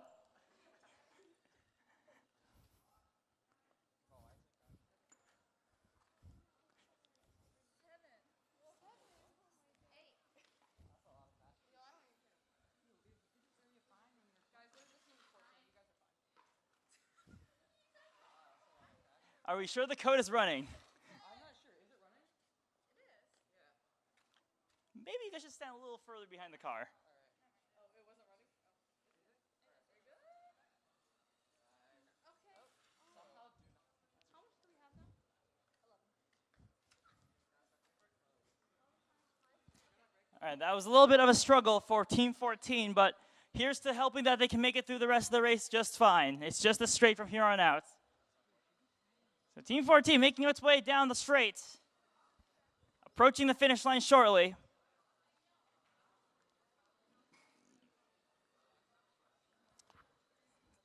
All right, here we go. Turning the last bend.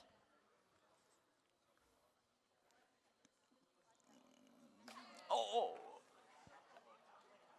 And that's time. All right. Narrowly missed the finish line, but that's okay. Congratulations, Team 14.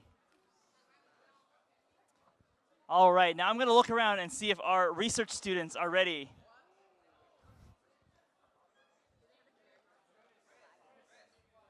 What's up?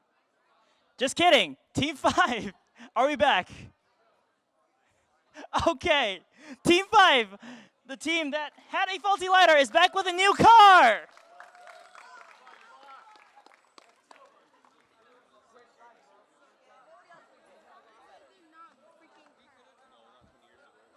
All right, all right. Can someone tell me what these flags are that are sticking out from the car's back? The flags are one of our very beloved TAs. His name's Alan. He's over there, I think. And he's wearing a crown that says Formula One. Yeah, very cool. Very cool TA. Okay.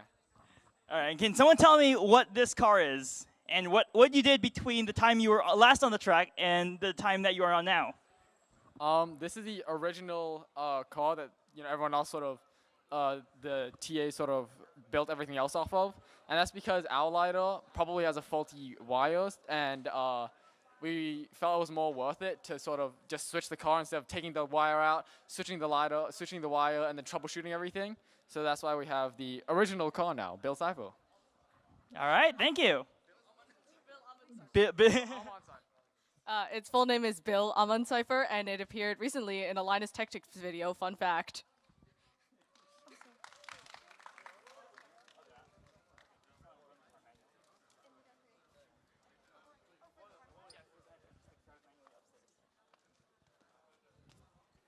Okay. Team 5, are you ready? Remember, Team 5 still has that one retry token if they would like to go twice. We do have the time for that.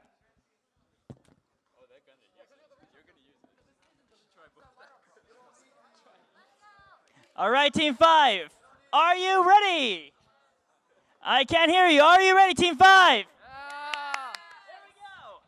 On your marks, get set, go.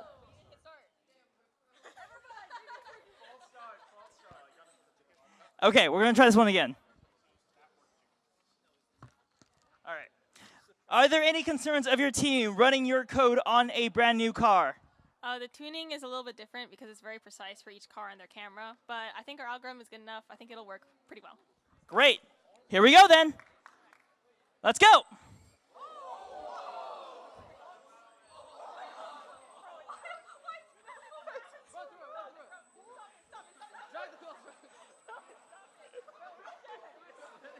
We forgot to reach the speed?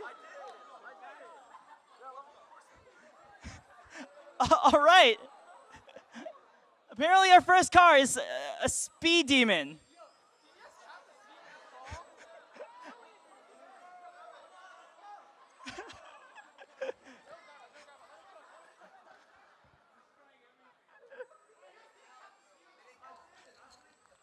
Oh.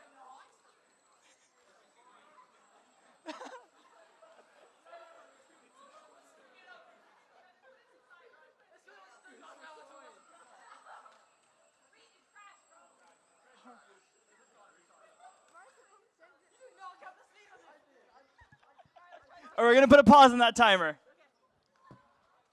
But is it crashing because it can't find a sample? It shouldn't be. It shouldn't. You have a TriCatcher on it, right? Yes. Okay. I have an if statement. Okay, wait, press start. Let's try Okay, we're going to try this one again. Resuming the timer in 3, 2, 1, go!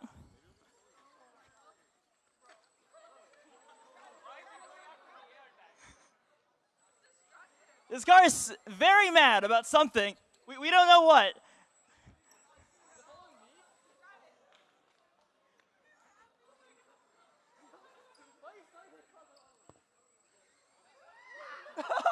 It's going back after the followers.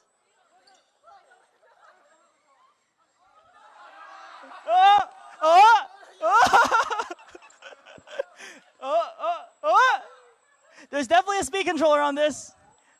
What does he want to do now? Wait, put it before. Yeah, put it before.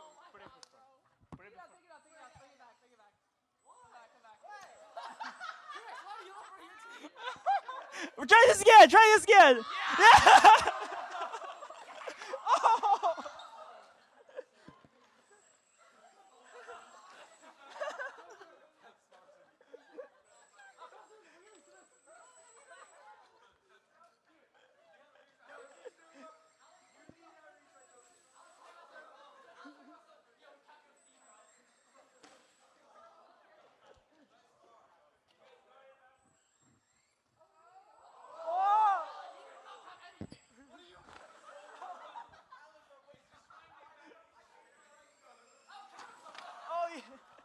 It appears that the camera is unplugged on the car. Hopefully they're not using it. Oh. And we had a second wipeout. And the camera is out of the car.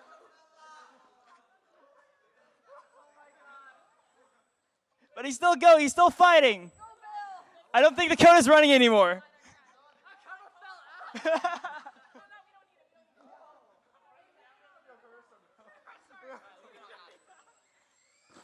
Oh!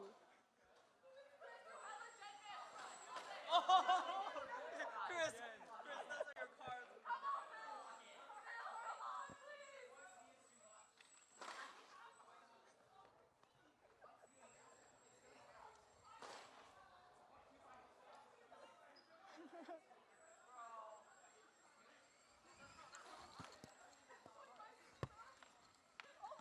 Wait, I can't see the car.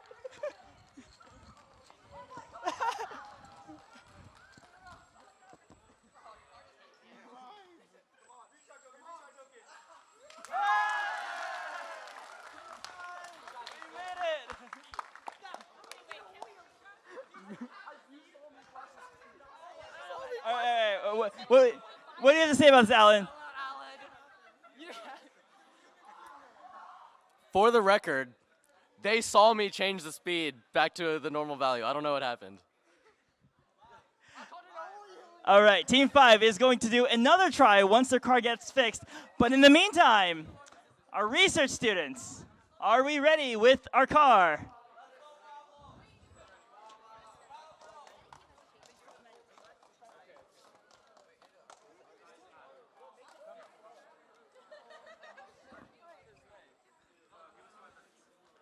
All right, our research students have a vehicle that looks slightly different, but it is still as autonomous as the others. All right, Pablo, let's see it. I would like everyone to know that under team name, they put down, we haven't even discussed it. So, welcome the Neobotics team.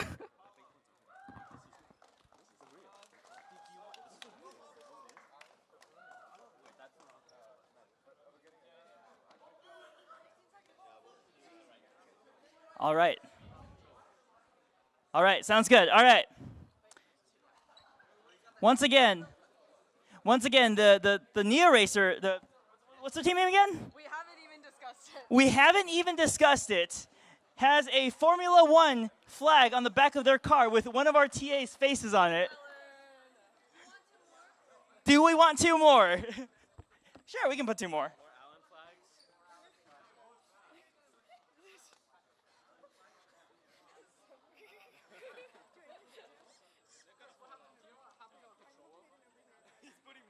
Oh, I give it to Krista. Krista, can I have the controller? Krista. Okay. Where are our research students? Pablo. Oh, hi guys. Want to explain what you're working on? So basically, we're trying to work on a human wall follower. It's going to drive a lot like a human by taking the optimal racing line. So that's hopefully the goal of what this does. Sounds good. And can you describe what this vehicle even is? Yeah, so this is a NeoRacer. It's kind of like a separate nonprofit company where it's an open source platform that you can just buy for like schools and everything.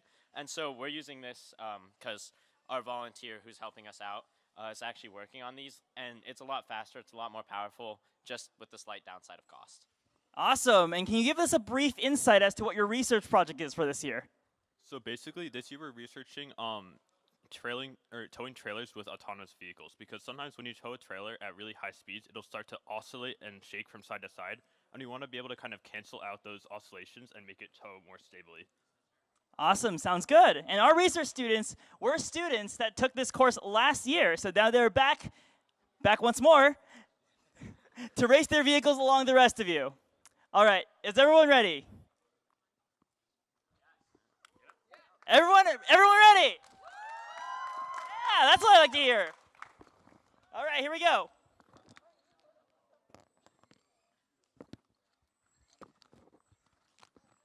They also have a different controller, so their dead man switch is a little different. Maybe. On your marks, get set, go!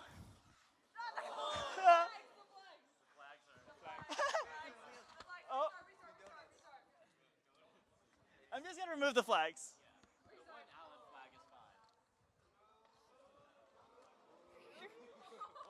Someone sabotaged our car. Oh! I'll just get back here. Minus 6.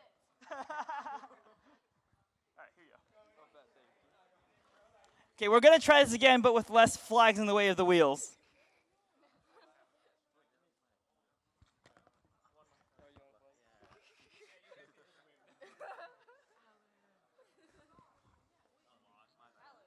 All right, here we go. On your marks. Get set. Go! And we're off!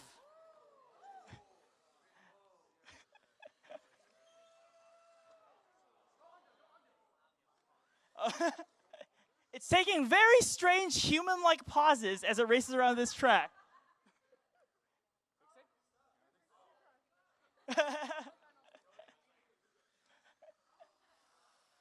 Okay, here we go.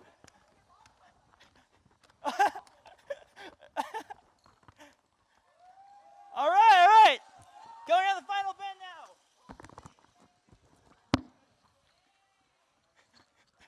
One more lap.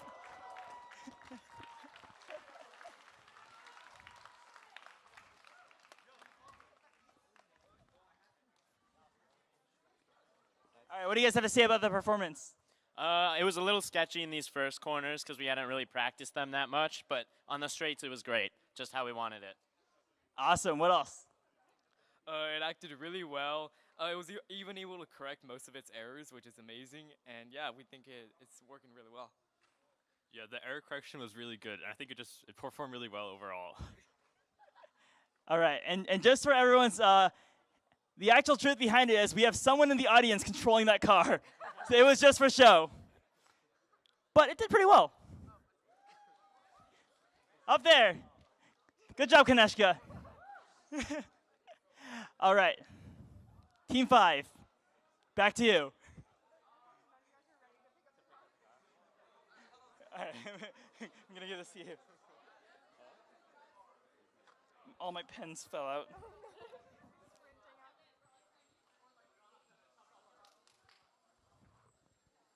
Try holding it from here. Okay. Sounds good, thank you. All right. Team 5, how are we feeling?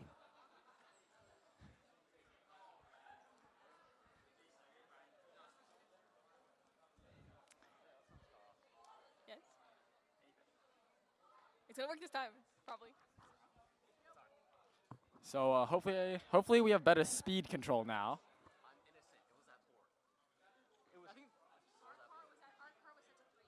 Oh. So it turns out that Team 5 speed was set incorrectly at 4 meters per second instead of 3.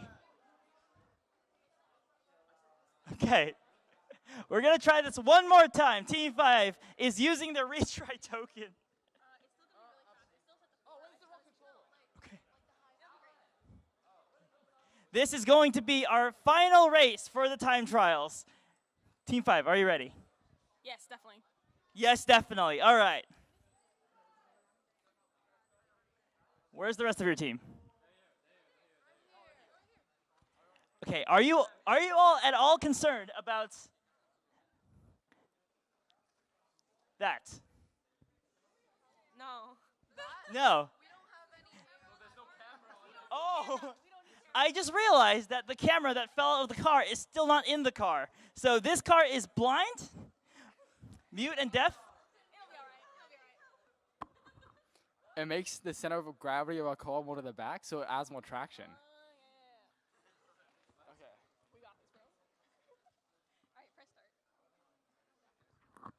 All right, Team 5. Are you ready? On your marks. Get set. Go!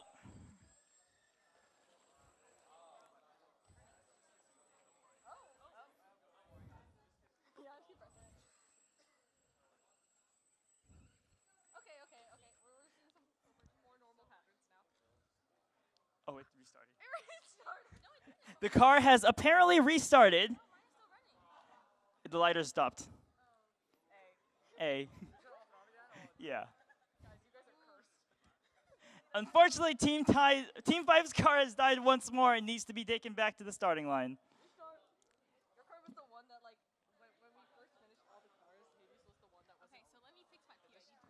We swear it's not our fault. We definitely didn't break like 3 cars. I'm pretty sure car number 5 is just cursed because the first day that we had these cars, car number 5's killed its pie twice. And so it wasn't ready for the start of class. And now we have Team 5, and yeah. Wasn't Team 5 the car that had a shorted IMU board? It was also the one with the Palulu that killed the pie. 2 pies. The list keeps going. In our class, in 33116, we have a row of parts that have just been not operational anymore. We call it the parts graveyard. And here lies all of the electronics that were destroyed in the making of these vehicles. So the story behind all this was that we wanted to improve these cars by making it more efficient, making it easier to operate. And so 2 weeks before the course started, we designed and built this new vehicle called RACECAR Neo V2. And there have been a lot of struggles, both behind and in front of the students, that we've experienced trying to get these to work. So it's really been a collaboration between everyone in RACECAR to really get the performance that you're seeing today. All right.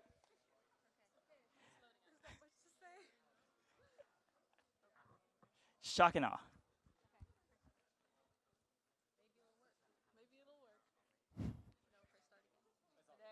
Okay, we're gonna try this one more time.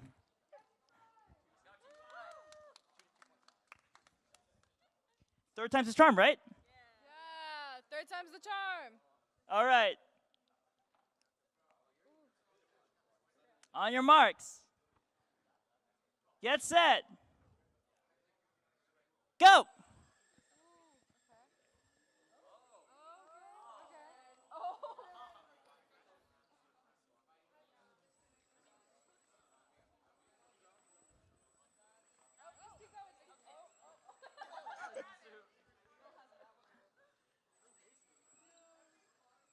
All right, Carissa, can you explain what the car's doing?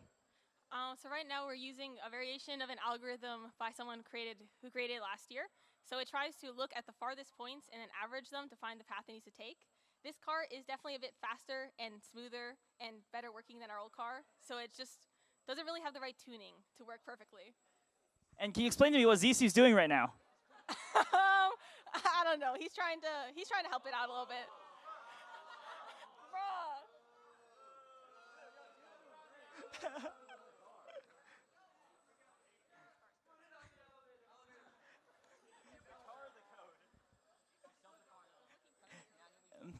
What I'm hearing from Team 5 is that it's not the code, it's the car.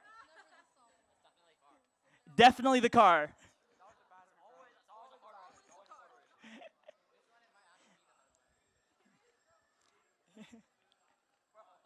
All right. Look, it looks like it's doing better now. All right, knocked over 2 cones. Oh, it's coming back to the third. And that's good. One more time.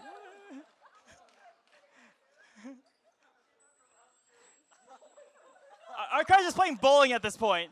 Oh, yeah, into the death spiral.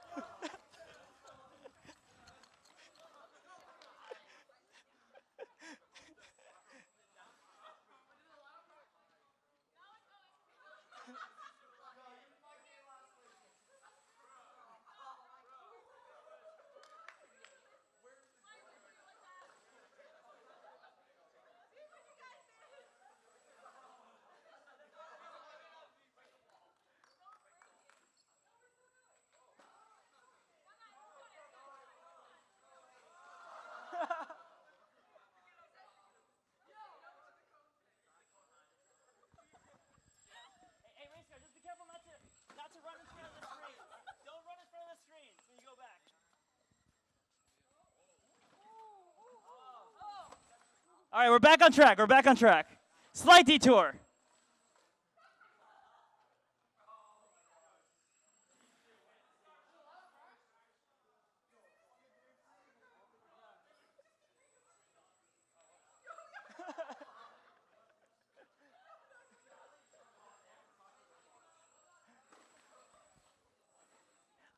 I am so waiting for this car to complete in the Grand Prix.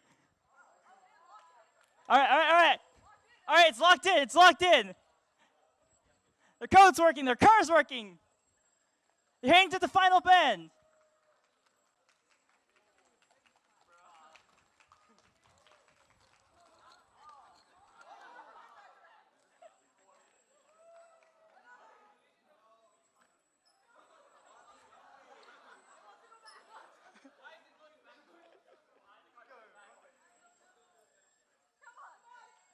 Oh, I'll count it. I'll count it. Congratulations to Team 5 and our poor stop sign.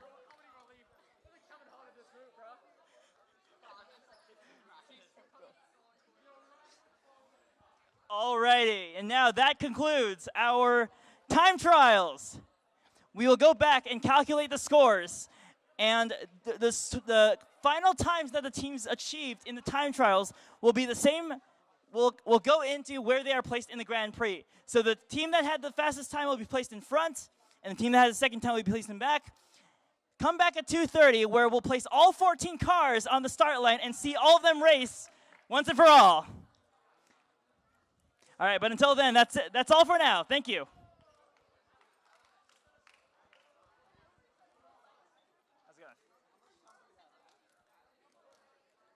How are you feeling about this entire event? Pretty good. It's fun. Fun? Yeah. All right. Let me give the Angela.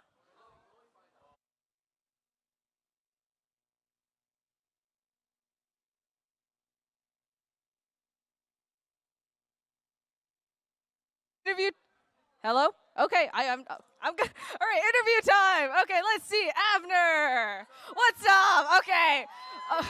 Okay, so what'd you think of that? What'd you think of that? I mean, it was eventful. Saw a lot of good cars out there. Some, bad coding by Alan, messing up Team 5, but, it happens. Very insightful. Okay, what'd you think of your own time trial run? My own time trial, we can do better. We're going to come back strong. Going to go for first place. And, just expect to see us out there. You excited for the Grand Prix? I'm pumped, yeah. Yeah, thank you. Let's see who's next. Who's next? Ben. Okay, you're being voluntold. Okay, so what did you think of today? Yeah, I mean, it didn't go as planned, but we have some surprises up next. Oh, really now? Can you tell me what some of those surprises are? Yeah, you know what? I think they say the best defense is a good offense, and since we can't drive, we can just try to mess everyone up. I think that's a fantastic idea. What was it you with the stop sign and the AR tag on there? It was, and we're going to be running that again. Sounds like a great idea. I can't wait to see it. Thank you. Faiza, do you got anything to tell us? I would say the story of our robot is one of perseverance. We kept hitting walls. We failed over and over, again and again, but we made it. We made it to the end, and that's the story of our team and our car. That's so inspirational. Carissa, between Bill Avant Cypher or your car, which would you pick? Honestly, our old car, it might have had every single part break once over the last 4 weeks, and it was very finicky, but we knew it, and it would always lock in when we needed it to. This car is definitely very fast. We're going to try to retune it now, but our old car was nice. It had personality. No, we had a bond with that car. We had a bond with that car. It was like a 5-year-long relationship, and then we had to replace it for a new one, and, it betrayed us. I feel like this could be a metaphor for life. Thank you. Okay, who's up next? Sasha, come here. All right, no? Okay. Let's see. Oh, hello, would you like to say something? No, not really. Good to know. Okay. Andrew, do you want to say anything to the camera? Talk about the algorithm. Yeah, you can talk about your algorithm. Sure. I'm really surprised at how well it worked because basically the way our algorithm works is looks at the 180 degrees in front of the car, But then like before we like adjusted the left side to be lower, so it like biased towards the right side, because the course is counterclockwise. And then like we just like kind of guessed the values and it worked. Oh. Thank you. Thank you for the inside secrets. Very helpful. Oh, Jason doesn't like this. Do you want to say anything? Andrew should not have leaked our secrets. It's so late in the course already. He might as well. All right. Ansh, you want to say something? No. Anything to say about these students that you've been working with for the past 4 weeks?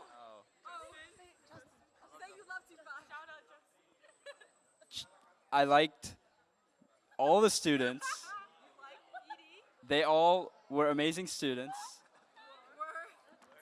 Are amazing students. I wish them well. And a special shout out to teams 5, 7, and 8 for being in my group. Thank you so much. Personally, I'm very proud of how far all of our students have come, and I've come to think of them as like little siblings. I'm very proud of them. Special shout out to Justin. Justin died. Thank you, Anj. Yeah. Justin, do you want to? No, he does not want to talk. Kathy, do you want to talk? Come over here. Come over here. No. Jerry, do you want to talk? Come here. Jerry? No. Raj. Seems I'm having some difficulty finding people to talk to. Talk about the course. How much you love the course. Justin does not want to talk to us. Okay. Paul, do you want to say anything? I don't know. It was interesting. It was a fun course. Great TAs. Thank you very much. Angela leaked the time trial times. I'll be honest, I'm supposed to be spreadsheeting right now, but Chris put this microphone in my hand, and now I have to talk. Oh, Kathy. I love the weekend side quests. She loves the weekend side quests. You all might know about the CC Coin Challenge, in which we all get coins. That team is called CC because they love their coins. So every weekend, we would give them a little challenge to do, where they could earn CC coins if they do it. For the second weekend, we did a blind deaf mute cooking challenge, and if they made noodles from scratch, we gave them extra coins.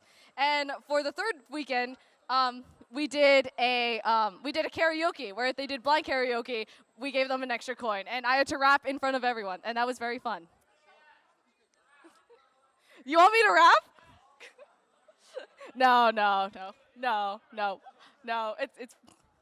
I'm gonna get canceled. I'll go around. Huh? Are we back on? No, we're good.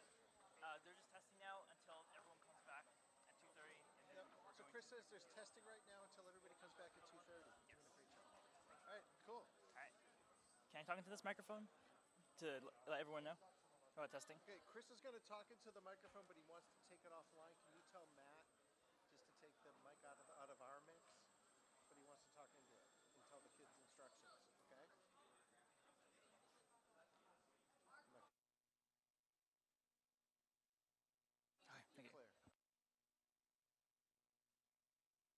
Testing.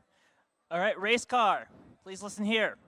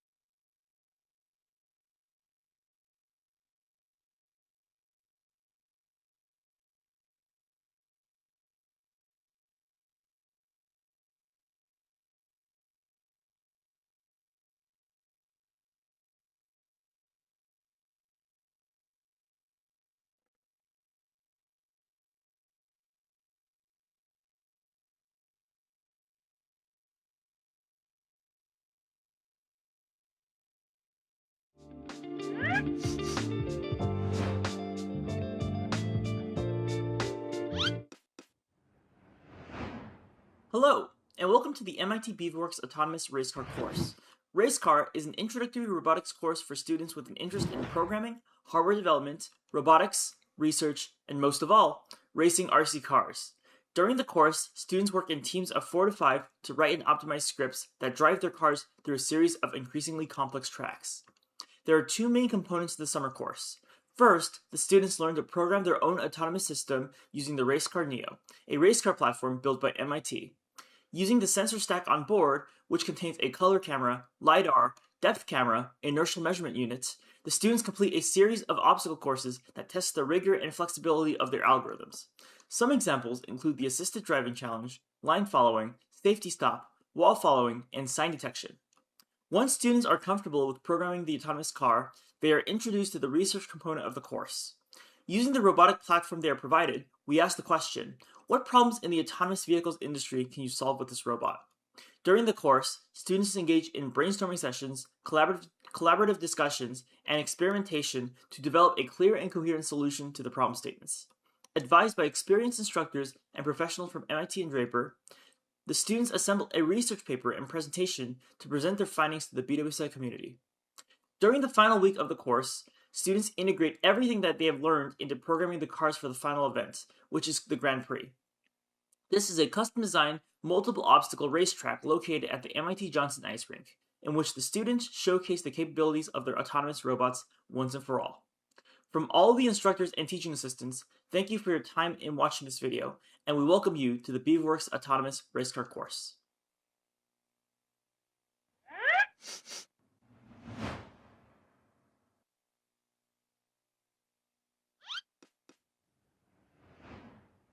Hi, my name is Chrissy Glover. I'm lead instructor for the E-Textiles in Wearable Technology class. In partnership with the Advanced Functional Fabrics of America Institute, this course teaches students how textiles are manufactured and applications for smart textiles and advanced functional fabrics. We also teach students how to do circuit prototyping using Arduino and how to create soft circuits on textile substrates using conductive threads.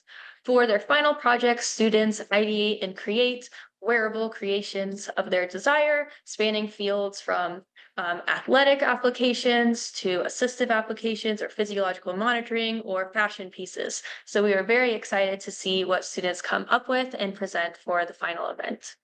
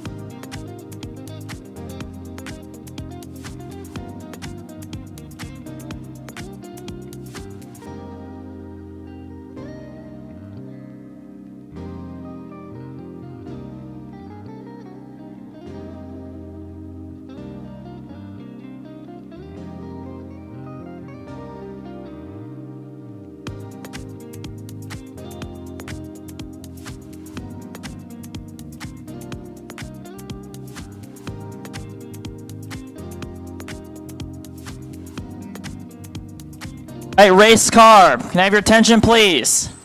Currently, I need all teams out of the track. Please go back to your table.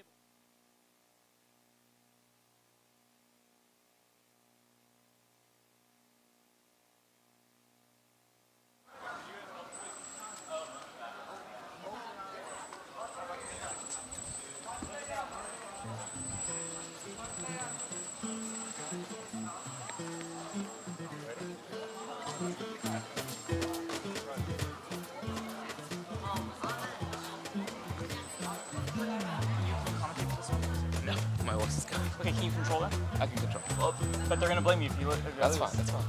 I'll take the blame. Team Bill Cipher is here on the track. Anyone controlling Bill Cipher?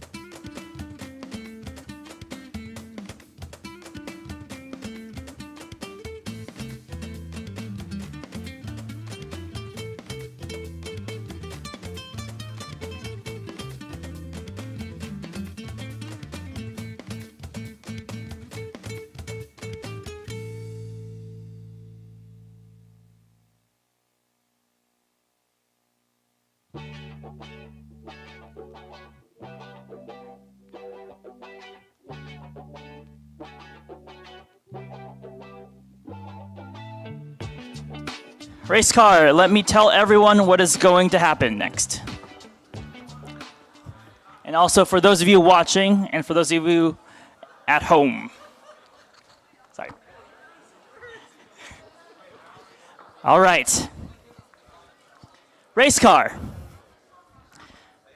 For the first time ever, race car, listen up please.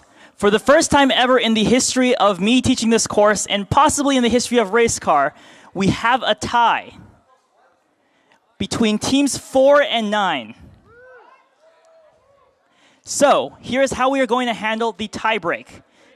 Teams 4 and teams 9, you'll place your cars back on the track and do a head-on-head autonomous race with one another. That will determine who is first and who is second. So teams 4 and 9, please prepare your cars and then bring them to the starting line.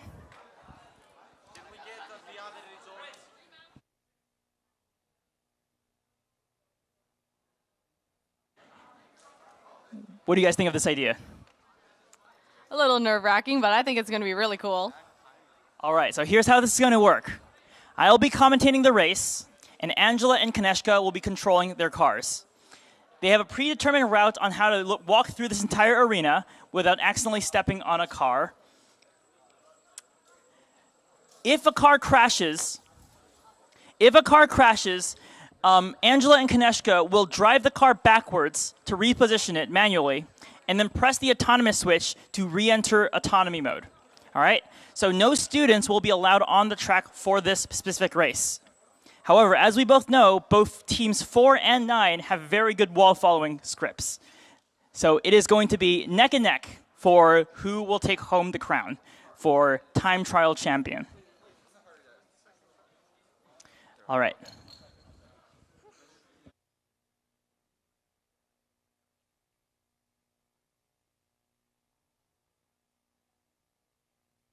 Anyone at home is interested, the actual time difference between the two vehicles finishing the race was in milliseconds.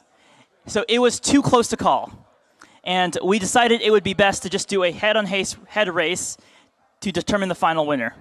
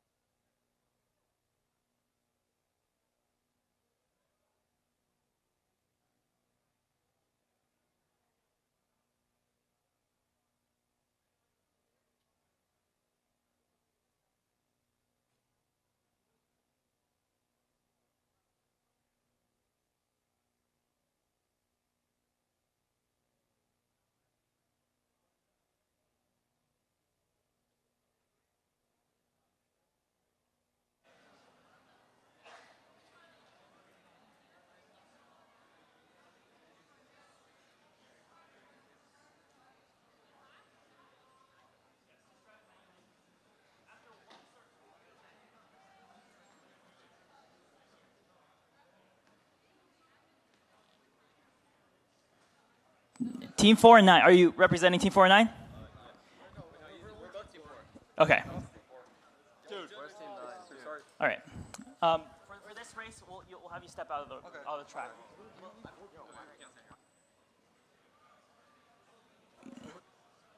This will be a fully autonomous race, and so our instruction team is going to be the ones correcting for the car's mistakes if they detect a crash.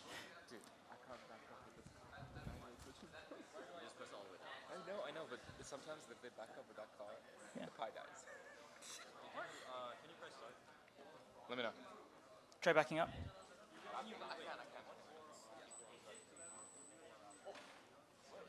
It just died. Okay, I will correct Team 9's car if it dies. Okay, in that case, when you We have to.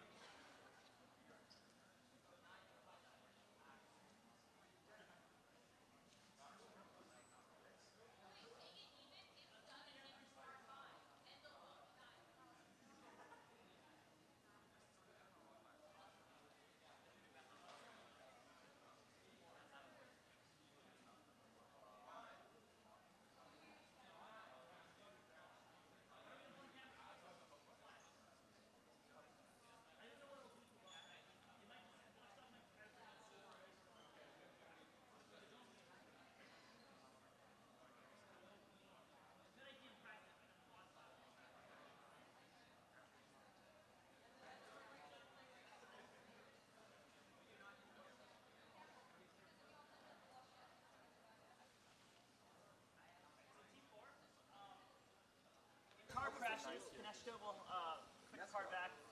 If Team 9 viewer crashes, I will come grab your car. Wait, so it'll be fair if both of us just grab the car and put it inside. No, you focus on it. I know, but it'll be Still not. okay, sure. Because then they're going to complain that someone didn't. Yeah. You're going to go in and grab their cars. That's a great idea. Yeah, Anj and Alan are going to be in charge of grabbing the cars and putting them back. Okay, Anj, Team 4, Alan, Team 9, Team 4. Yeah, all right. Which one am I? You're Team 4. Anj, you're with Team 4. Angela, Anj, Alan. Yeah. So I have to run and grab the car. All right, is it good? Is Anj Team 4? 9's good? Anj Team 4?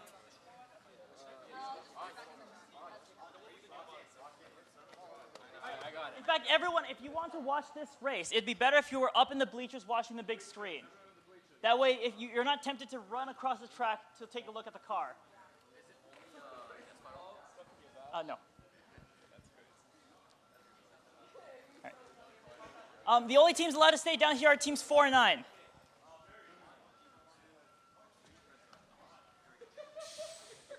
All right.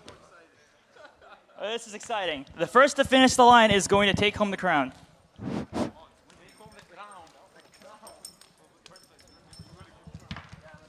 All right, Yash, are you ready with the clock? Teams, are you ready to race? Yes? Yes? Okay. You guys want to stand over here so you can see the green light? Sure.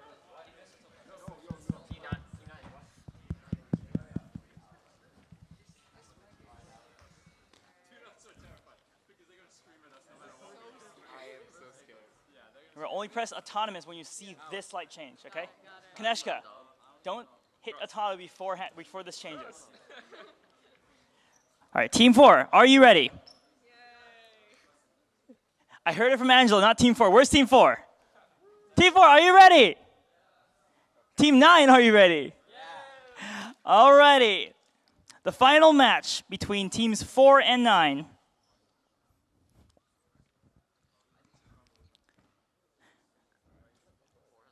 All right, here we go. On your mark. Get set. Go! And they're off. All right, Team 9 with an initial lead, making its way around the second turn. Both are in the elevator path. Team 9 still in the lead. Team 9 now approaching cone slalom. Now without a penalty, Team 9 can go as fast as they can through this obstacle. Through one cone, through two cones, through three, through four.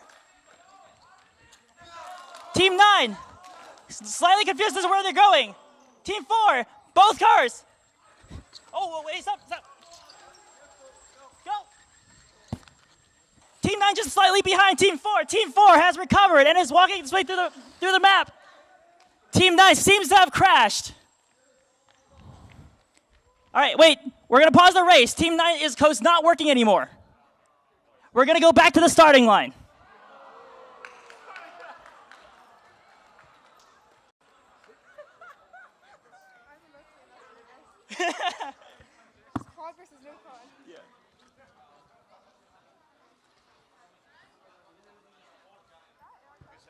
All right, that was a good practice round, everyone.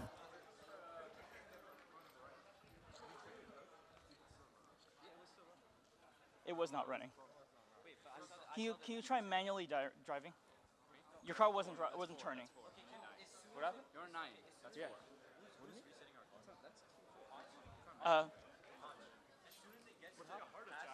What happened? I was holding it. You started measuring. My bad. I'm not in charge of your team. Alan. I'm Team 4. Alan.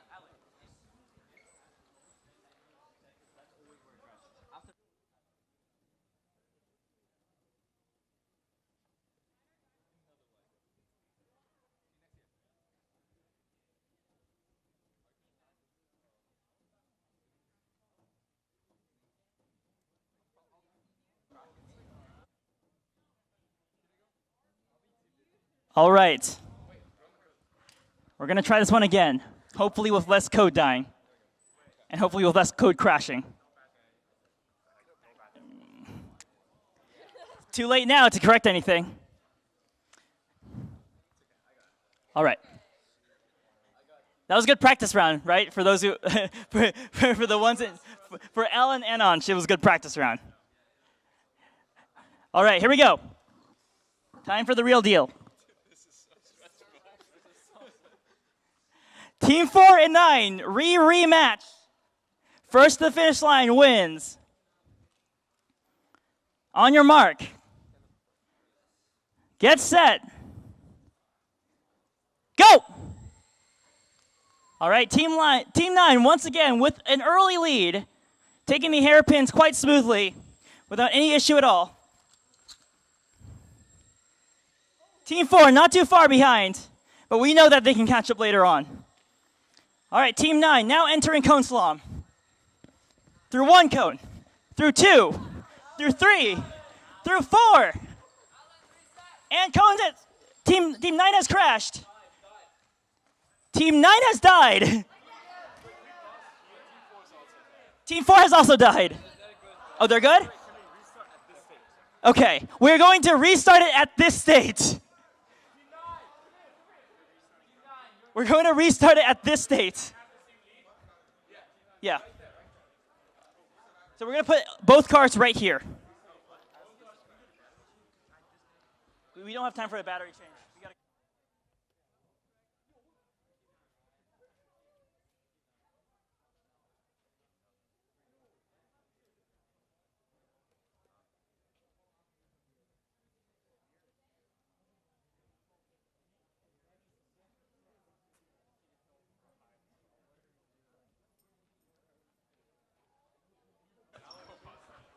All right, here is what we've decided on as the referees of this race. Since Team 9's car has died and is not able to complete the race, we are giving them the chance to restart. After that, we are going to resume the race from this state, which means that since both cars have crashed, Alan and Ansh are going to, when I say go, pick up the cars, reset it so that it points back into the right direction, and then we're going to hold the autonomy button down and see what happens.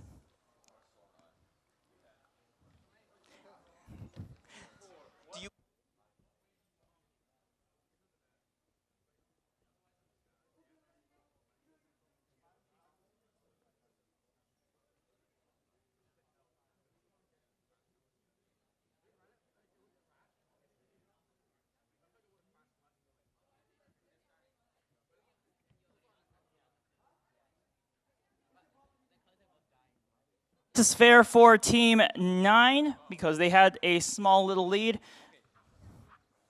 All right, Team 9's car just booted up. Once again, this has never happened before in the history of RACECAR, so we are all setting a precedent here. Oh, it's coming back.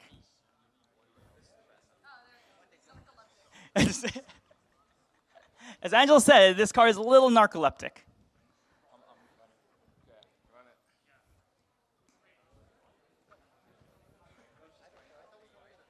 Huh?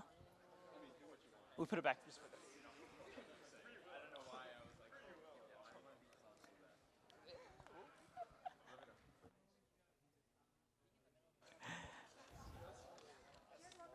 No.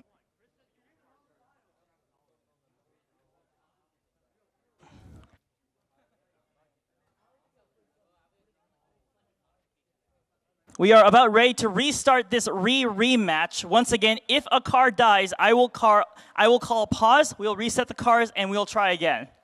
All right, we'll do this until one car finishes the race. Can we just pulse audit to make sure both cars are working? Okay. On my go. Ready? On your marks, get set, go! And we restart. Both cars immediately crashing back onto the track. Ansh and Alan trying their best to try to recorrect the cars as they crash. Team 4 and Team 9 now neck and neck with each other. Team 9 almost running into Ansh. Alan recorrecting the car. Team 9 now in the lead. Team 4 a little behind. Oh, stop. Pause. Everyone stop. Yeah. All right. Both cars now start from this position. At the same time? Yes. Team 4's cars, Team 9's cars died when Team 4 was in this position. So we're gonna bring everyone back.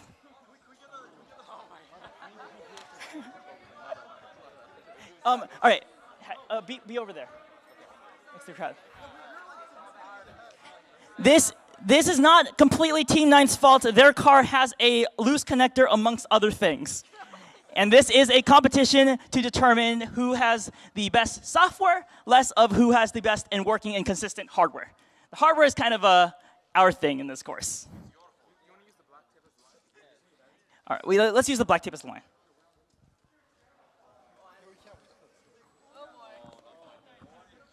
Bring that one a little closer. In front of the bump, so they have like a little momentum. Yeah, there you go. All right, we think that's fair. Now we wait a minute and a half to see if Team 9's car comes back alive. Yeah.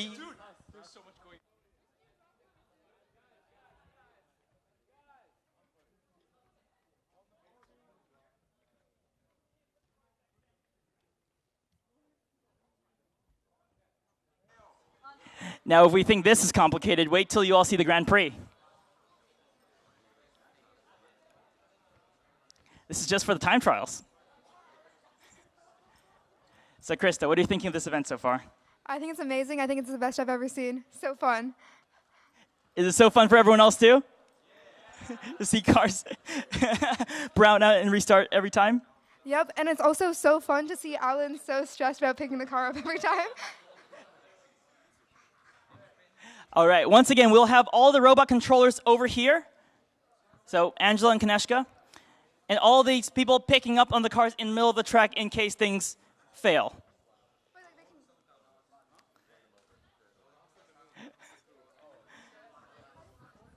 Exciting stuff, everyone.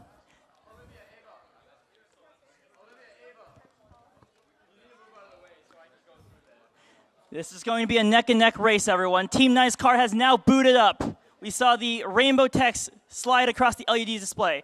The car is now running in manual. Are they running in auto?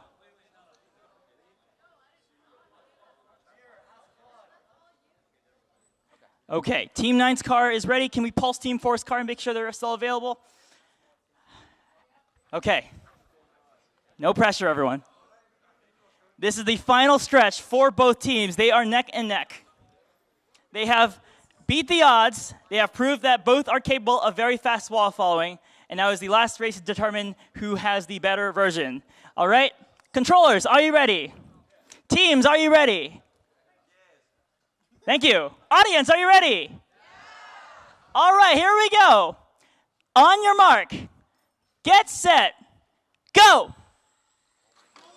Team 9 immediately crashing into a wall. Team 4, slow and steady, wins the race. Team 4 is ahead. Team 9 is slightly behind. Team 4 rounding the final bend. Team 4 reaching the finish line. And it is going to be Team 4 winning the time trial race. Congratulations to Team 4. Team 4 managing to nudge up slightly from Team 9 at the very end of the race, having more consistent wall following. Congratulations. All right. Everyone, now the final Grand Prix. The final Grand Prix will occur at 2:30 p.m. So at this time, there is no more testing on the track. Please take your cars, Team 4 and Team 9. For the rest of your teams, please prepare your cars and load your code. In a moment, we will start putting each team on the track based on your time trial placements. Are we going to do both American and international together? All together.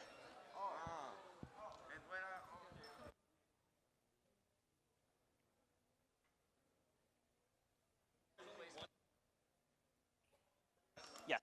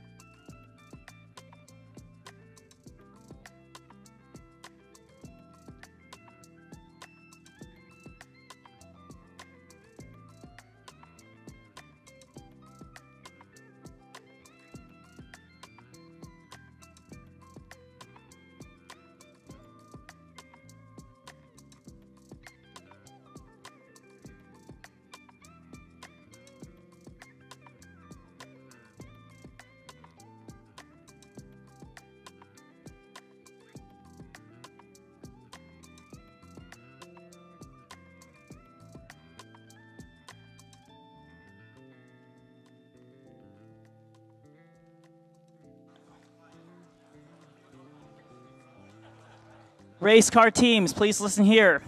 We have about 20 minutes remaining until the final Grand Prix. So at this time, we will start preparing the seedings for the final race. Here's how the Grand Prix is going to work. Everyone, listen up, please. You will put your cars on the track based on where you placed in the time trials. Then you'll hand a controller to one of our staff or our TAs. All right, your TAs are going to be in charge of controlling your vehicle. If the vehicle crashes during the Grand Prix, the TAs will manually back it up and then restart the algorithm again. There will be no clambering onto the track to fix your car. The car that makes it to the finish line will win. Also, research students will have their car in the front and it will be autonomously driven.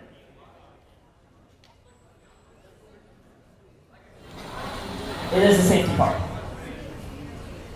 The elevator is operational during this time, but the fork has been removed due to safety concerns. In place of the fork is going to be a three-way course. One course leads into the maze, the other course leads into the long path, and the final gap leads into the shorter path. One of these gaps is considerably larger than the others.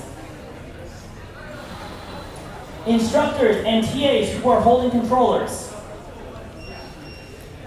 please stay within 10 meters of your car at all times. If you do have to enter the track, please do so as safely as possible. Can I now have all the instructors and TAs who are handling controllers come to the stage?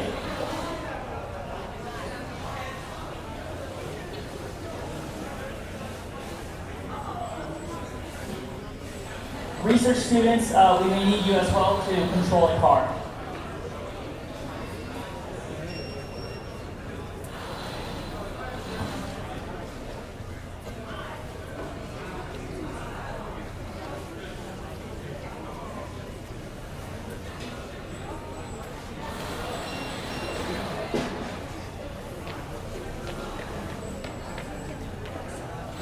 We will now begin preparing the seatings for the final Grand Prix, which once again happens at 2:30. Can I please get the Neobotics Neo Racer car up to the front of the track?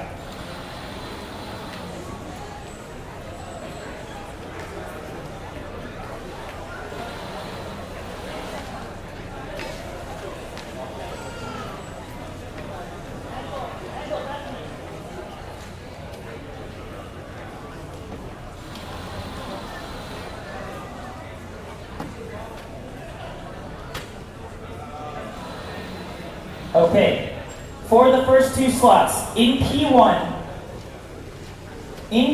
is Team 4, CC. Please bring your car up to the front of the race. In P2 is Team 9, Artemis. Please bring your car up to the front of the race. 4 and 9, please make your way to the start of the race.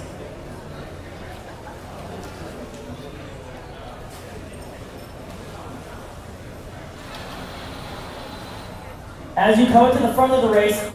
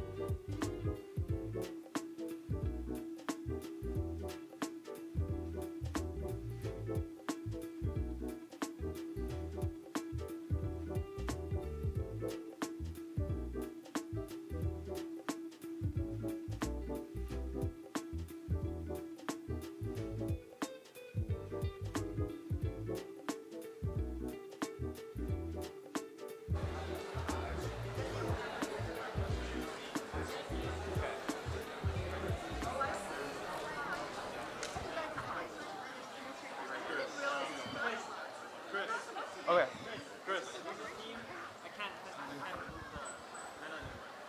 Manual? Yeah. Just try to do your. Actually, which one is it? Is it this one? I'm gonna try moving the dongle. So when we call your class down, one go to this side to come down, and when it's time to go up, you're going to go up that step, so we can have two classes moving at all times. I don't know if you can control your car while the.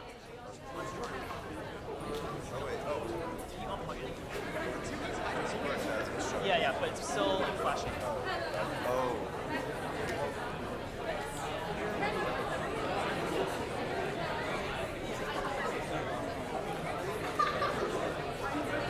You're just gonna have to go as close as possible. Because otherwise, it's gonna run out.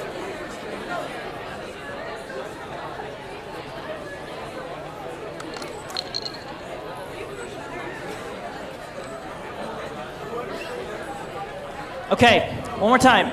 Those that are driving the car down here, some ground rules. 1. When the race starts, hold the auto button, which should be the right bumper. Before that, please do not move your car away from the starting locations. 2. If your car does crash, or I guess 1.5, please make sure that you have eyes on your cars at all times. Please also be aware of who is around you, as there are a lot of you down here. If your car does crash, you can use the left bumper and the joysticks to drive manually backwards into the race. Once you're in a good position, then hold the right bumper to restart the code. If you're unable to, we'll come around and try to redirect the cars away from the walls. Rule number 2, try to stay in the zones where the cars are not running. This entry zone is very big, but some of the zones later on in the race might be a little smaller. All right? So try to stay in areas in which the cars aren't running. If you have to step in a place where cars are running, please make sure you don't stay there and be an obstacle. If your car goes into what we call the death spiral area, please go ahead and make sure you control your car throughout the entire thing. You might have to stay in the back and connect to the car then. Final rule, have fun. All right? Alrighty. Welcome back, everyone, to Autonomous Race Car. Here we have 14 cars all lined up with code written by our students and our international visiting teams. This is going to be the Grand Prix, the race that will determine which car is superior once and for all. Here is our lovely crowd of 15 volunteers who will all be controlling cars throughout this race.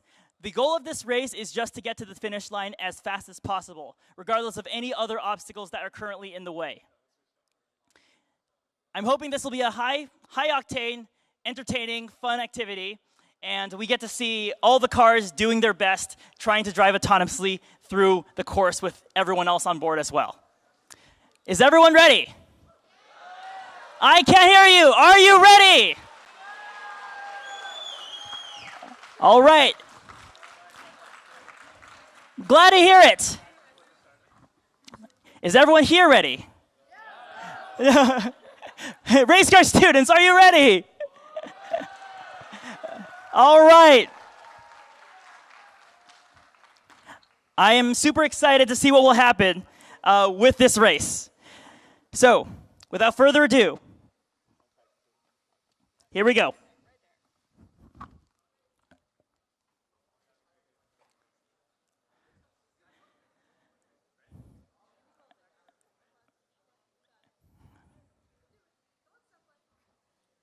The stopwatch not working. No, don't get it. False start, everyone, false start.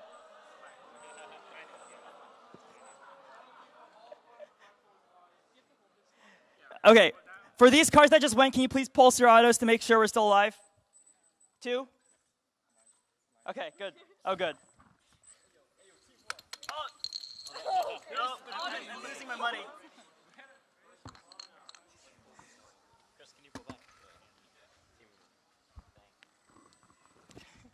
Okay. False start. The traffic light was not plugged in correctly. It is now plugged in, so we can officially begin.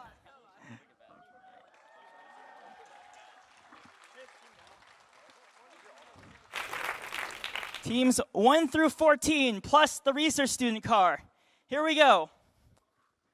On your mark. Pause.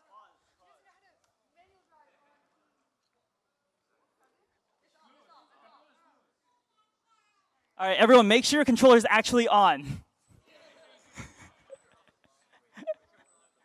Okay, is everyone good? This is the most suspenseful this has ever been.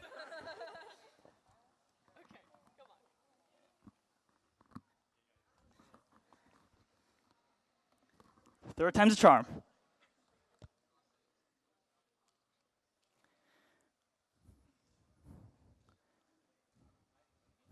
On your marks.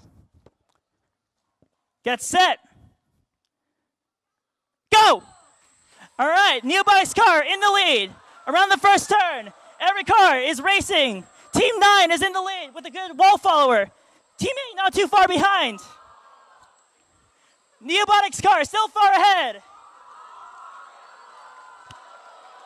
All right, Team 9 is in the lead. Team 4 not too far behind. Team 2 also not too far behind. Team 9 making its way into the course. Battery cap falling off, going in circles. Team 2 going into the death spiral. Team 4 taking a shortcut or attempting to take a shortcut. Team 4 is going back and forth. But it's got it. Team 4 is in the lead. Oh, but it has escaped the arena. Team 4 has escaped the arena. And the battery has popped out. It's going. Team 4 going to the final straight. Team 4 making its way to the final bend. Team 4, it looks like no one's behind him. Team 4 is going to take home the win. Team 4, congratulations on winning the Grand Prix. In second place is Team 1. Team 1, congratulations.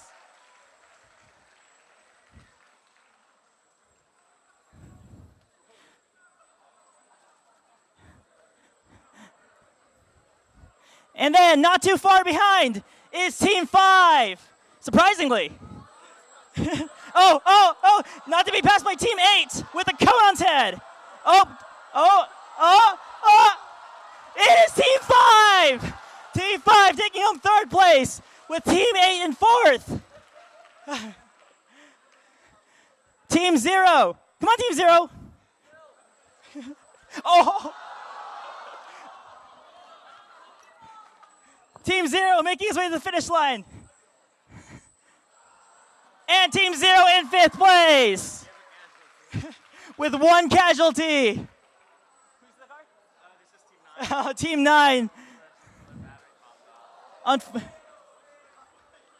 right, let's take a moment to wait for the others.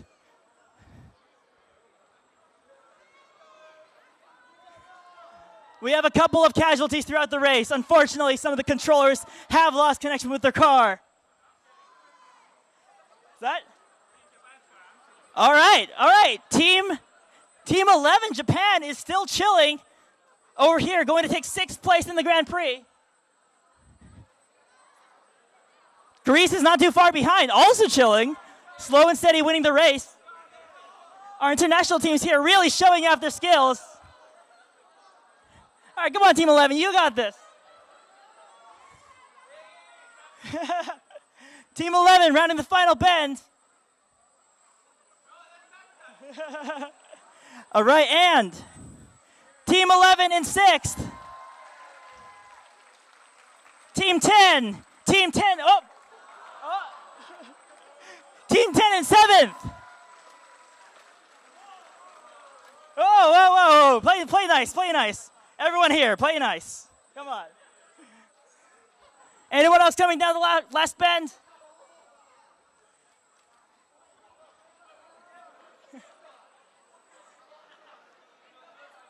All right, we got one team from Syracuse coming down to the final bend. Can they make it?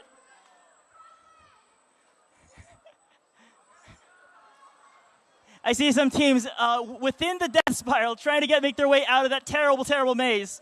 Some teams rounding the final bend, both Syracuse teams making their way for 8th and 9th place.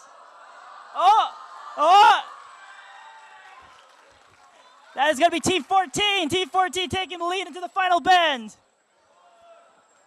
So close. Oh, that's Team 13, I'm sorry. It's hard to read the small text on the dongle. Team 13 making their way. Almost there, Team 13.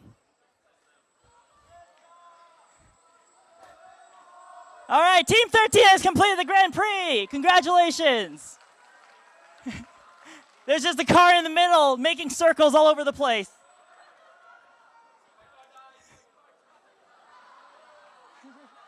Let's go.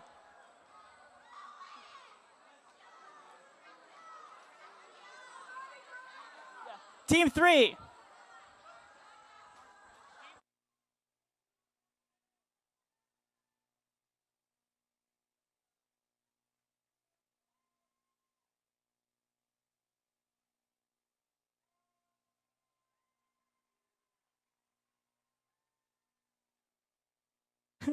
Team 2 just driving in circles once again. Not sure what's happening with this one. Okay, it's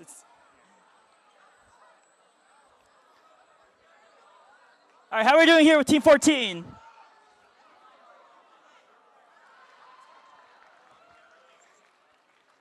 All right. Let's go, Team 14. I'll help you out here. You got this. A little more. There you go. Nice. All right. Let's move these cars out and turn them off, please. Turn off. All right. I think we all had fun here. Let's go ahead and take all the cars off the track.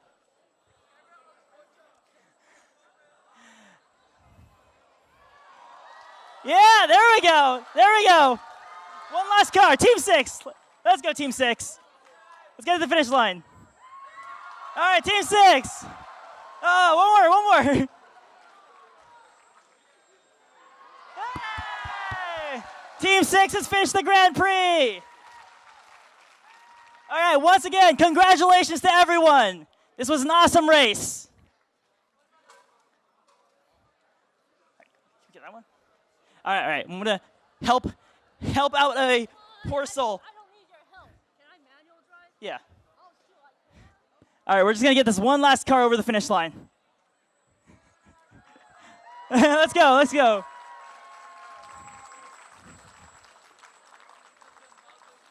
All right, this one's Team 12. Let's get Team 12 over to the finish line.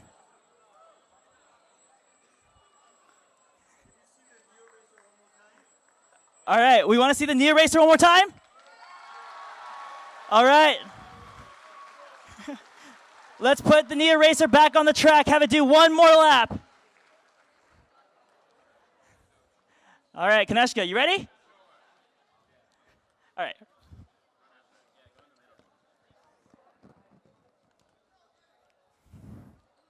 Knee eraser lap only.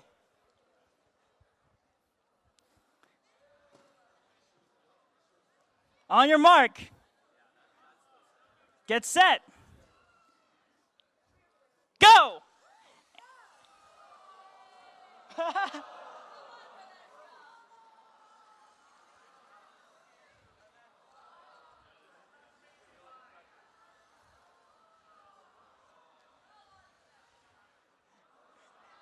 It seems that the knee eraser is having an even harder time making a way around the course than the normal cars. Finds the gap. Look at that.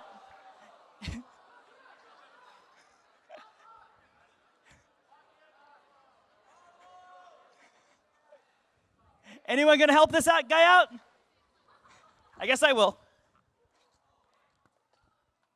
All right, it's good.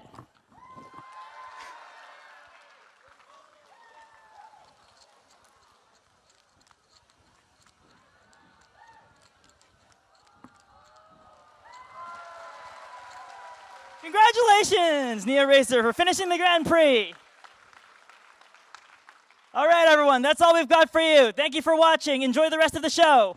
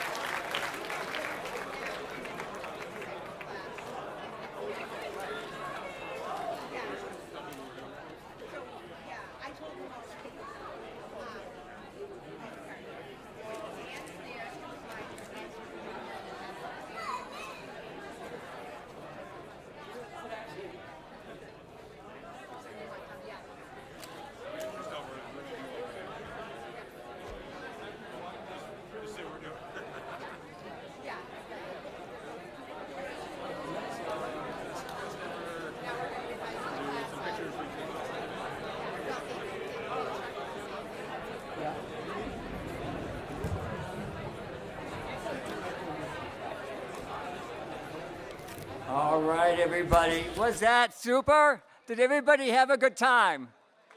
Yes, yes. This was great. We're actually now in kind of the closing phase. One of the things we like to do is we're going to call class by class. We're going to have people come down by each class. The lead instructor can say a few words, and then we'd like to get a group picture of everybody that's here. So that's going to be really important. We're going to queue people up. I think first we're going to, do we have anybody? Nobody in particular? All right, so Chrissy, let's bring the e-textiles and wearable technology class down.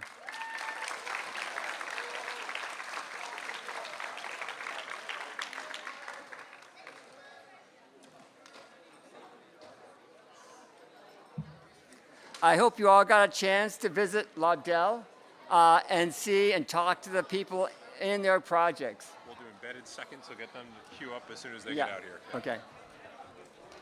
All right. After this, we'll have embedded security come down. So if you want to come and get queued up here to the side.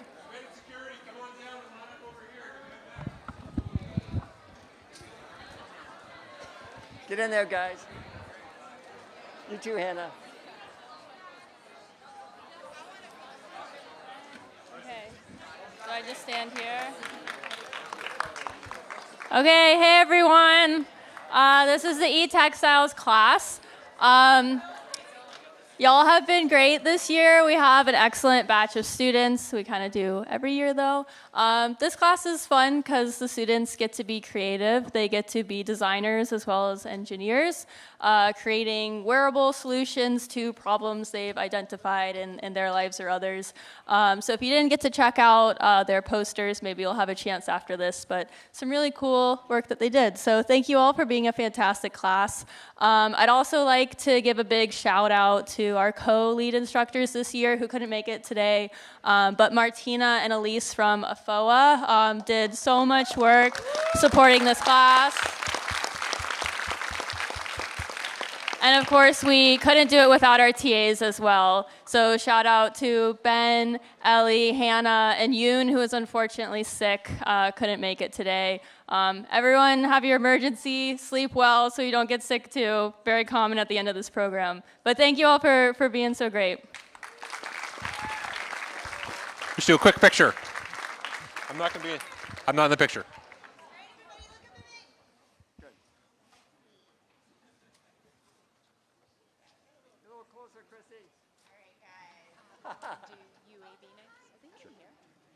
What color are they? I haven't seen yellow. Orange is up there, I think. Or actually orange in the back. SAR's over here, blue. But you go out the far side, so embedded security, come on up, and then UAS SAR, can you come down and queue up to be next? Hello. I'm the instructor for them. Thank you. There you go. Hey guys, line up across the stage. Oh yeah.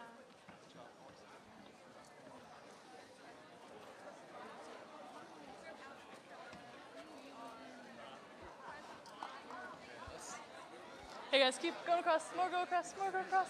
Here's some.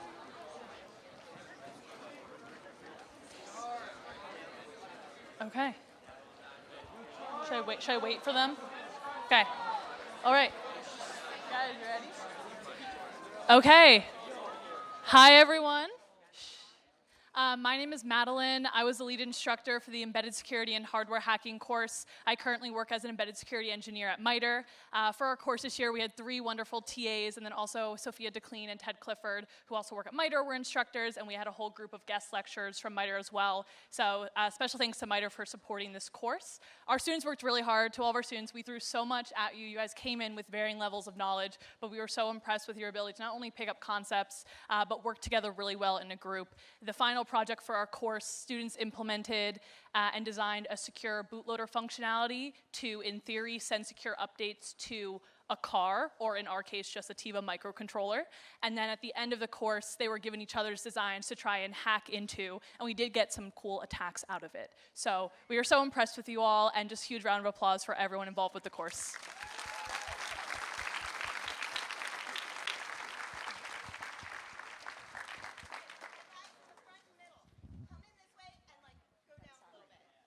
SAR right there. How about UAS?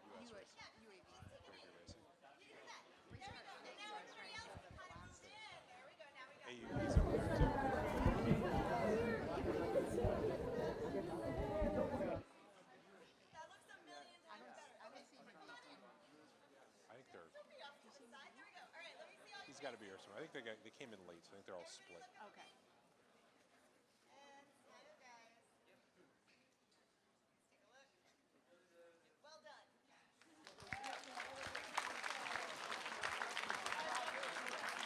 Embedded, go off on the far side. AUV, could you come down and queue up next?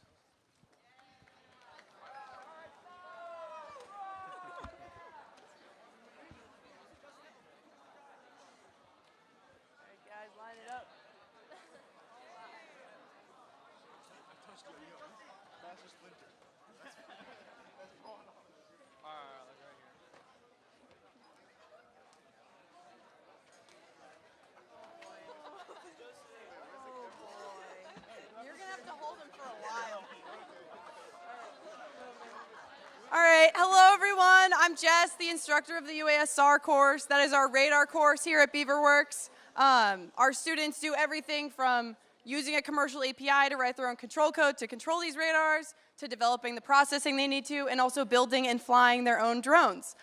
We're just really amazed every year by everything our students are able to accomplish. Very grateful for my TA team and the admin team as well for getting us through another year. Just really excited how this year went and to see where this course goes in the future.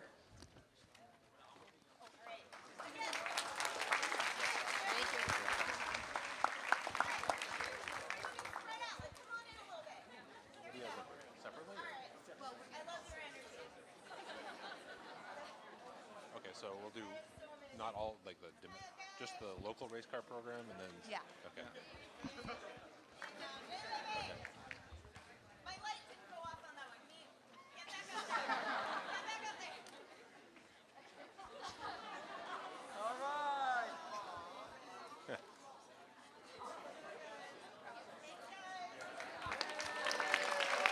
All right. So UAV racing, if you can come down. UAV racing, come on down over here in the queue. Thank you. Don't forget them. We're gonna leave that way, right? Yeah, yeah. There's a phone back there.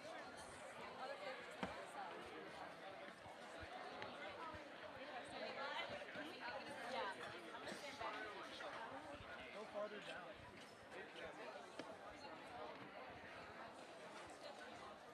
Do we have everybody?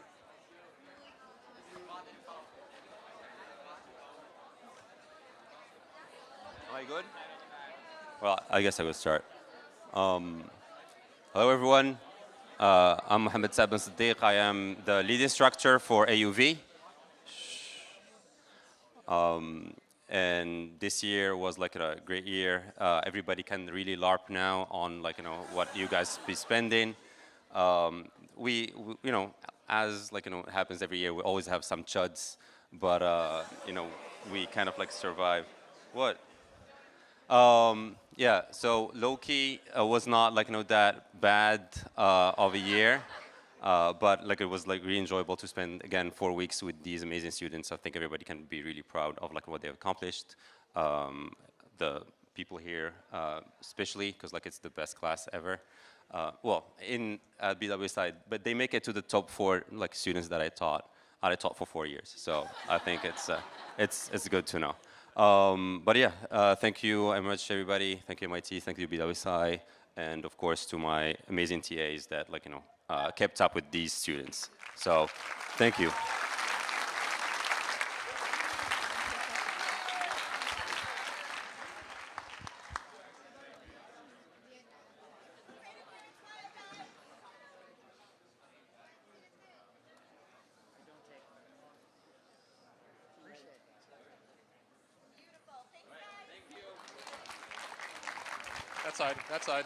That side. Okay. So race car, what we're going to do is race car comes down, is we're going to do a separate picture for the local race car teams, and then we'll have individual pictures for each of the visiting teams afterwards. But race car teams, come on down.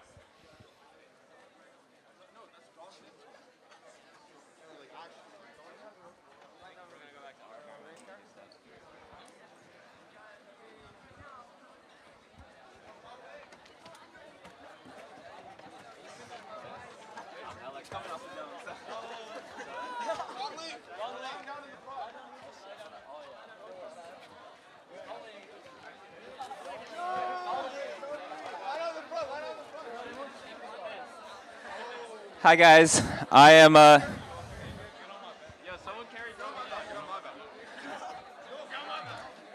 I'm Naveed Sharastani, the instructor for the UAV racing course. I'm a Lincoln staff member. I've been doing this for 2 years now. And just want to say how proud I am of this group of students. I think this is probably my favorite group of students I've had so far.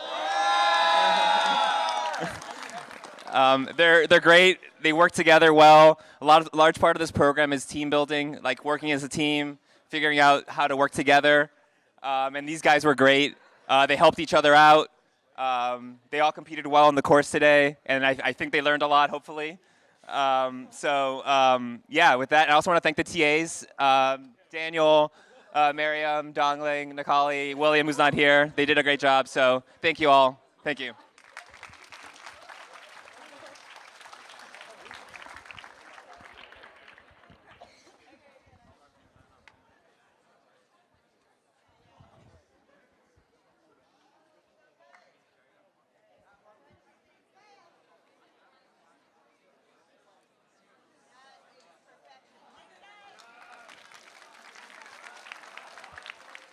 Guys, go up that way. So slight change of plans. I think we'll do the entire race car picture together, and then we'll have separate pictures for the teams from Japan, Orangeworks, Canada, and Greece. Okay, so all of race car, come on up. See if we can get you on stage. We'll see if we all fit. And is Chris Lai here?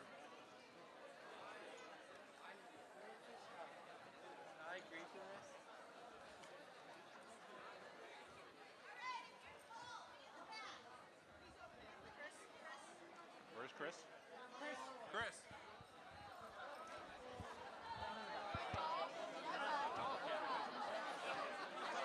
Oh my gosh.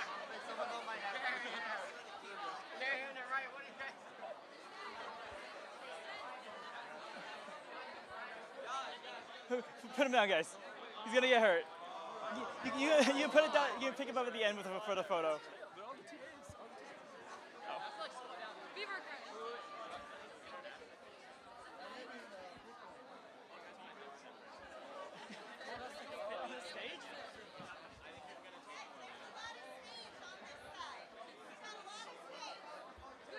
Everyone, come down.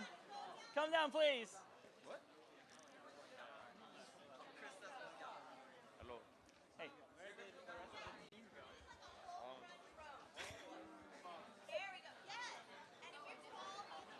All right, jump over this. Yeah. All right, I should know how to do this by now. All right, everyone. Hi, guys. I'm the lead instructor of RACECAR. I'm Chris. The introduction earlier today.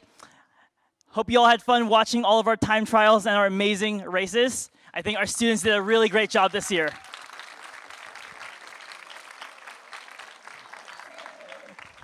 So over the past 4 weeks, I've had the privilege and the honor to teach my largest class yet, as you can tell. I think our student cohort was about 38 students, plus our 3 research students, and also our lovely international and visiting teams that came with us this year. We faced a lot of challenges, definitely, from figuring out how to rotate through 5 different rooms for testing, to figuring out how to get these new cars that we've built right before the course started to work properly. But I want to thank everyone involved, including our admin team, our TAs, and our lovely students for helping us push through and show you an amazing final event and a final race. So I want to take this time, as I always do, to tell you all about the final standings and who won the event. We always take the time trial standings as final due to the fact that, it is sort of the raw metric for how well a team did. So starting from the international team, I want to congratulate this team for getting a time of 1 minute and 52 seconds. This team was also the very first time this international team has come and visited us. Congratulations to Team Nexus Robotics from Canada for winning first place.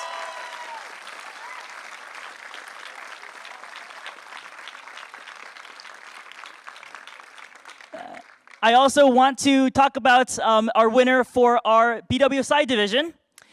This team Actually, when I first heard about this time they got on the time trial, I couldn't believe it because it was sub 1 minute. They had a raw time of 59 seconds on the actual Grand Prix, and also won the Grand Prix itself, and also had the most coins by the end of our course. Congratulations to Team 4, CC.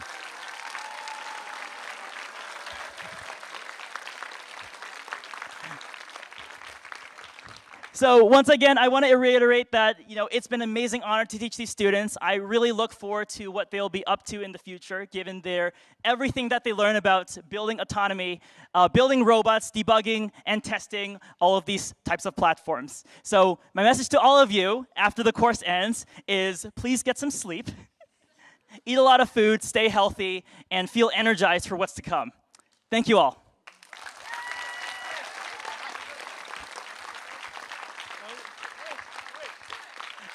I also want to mention that it is one of my TA's birthday today, so happy birthday to Yash.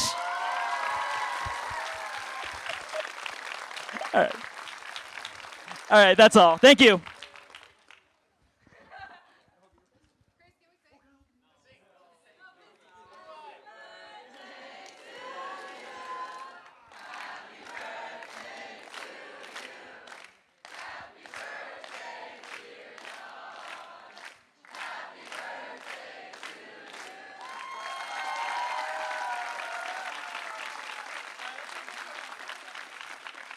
Let's take a photo.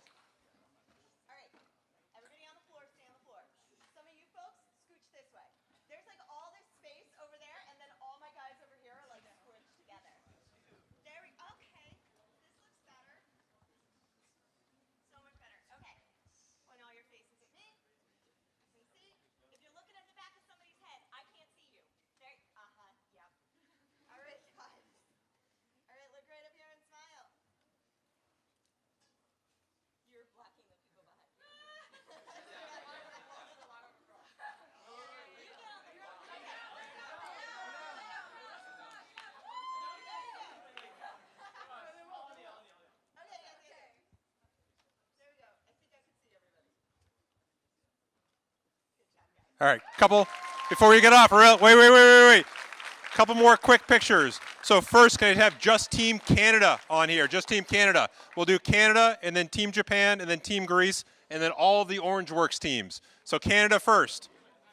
Team Canada.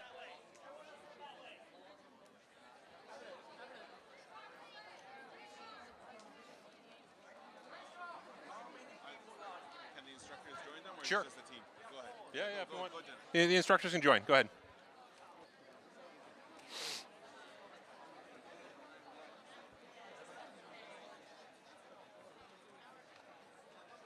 I think we're just waiting for one instructor to come up. Go ahead up. Go ahead. All right, real quick.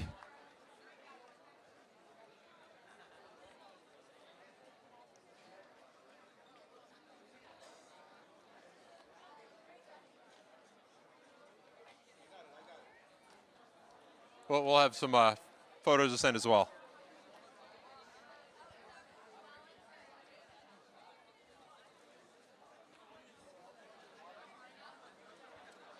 In Japan and then Greece. Just one more over here, everybody. Good. Wait, one more up top. Look up there, look up top. Beautiful. And we're good. All right, Team Japan. Team Japan, come on up.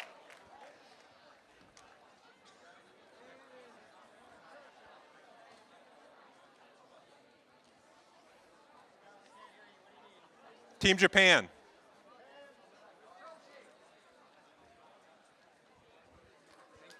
Yep. Where's our photographer? Where did the photographer? Oh, there we go. What's that? Taking pictures? All right, we good? Well on. Good? Okay. Team Greece. Team Greece, coming up. I actually have something I'm going to present to Natalie. So. while Team Greece is coming up here, I want to point out a special notice. This is the 5th year that the Methesi Initiative has been running an independent race car program nationally in Greece. As a model, it's been a super example of things that you can do if you just take the curriculum and start doing something.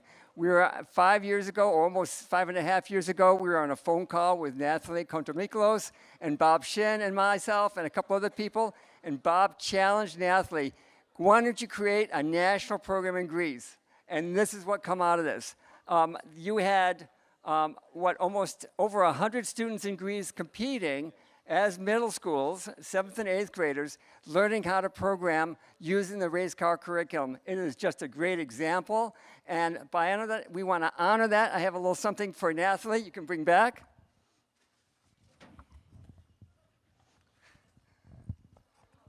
Just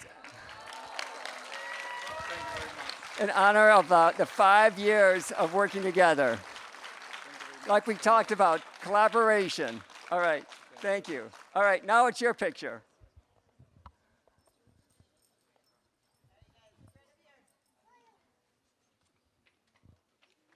Awesome. And last picture. Oh, wait, hold on.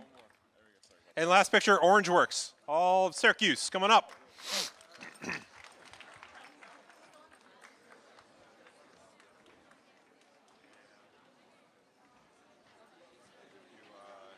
wants to say the thank you, and that's all?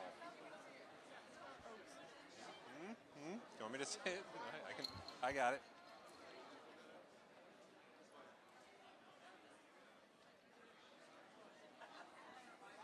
Another example of running independent programs. That's amazing. Yeah. Look how big they are. Yeah. Yeah, it's fantastic.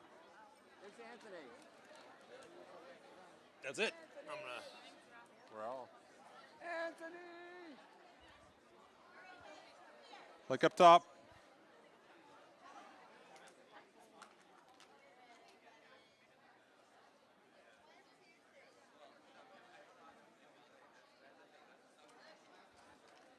We're good?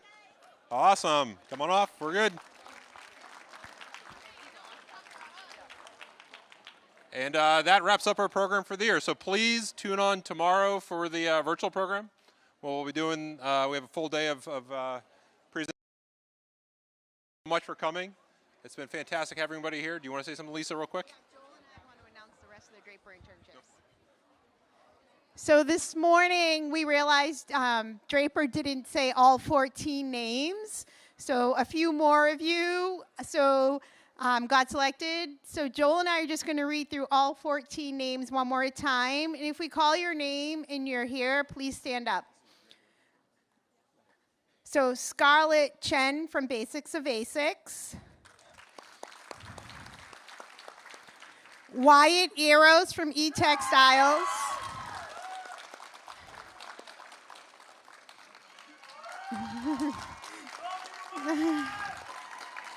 John Galvez from Quantum Software. Rootfeed Mudalagi from Cogworks. Chase Nam from Cyber Operations. I'm never going to say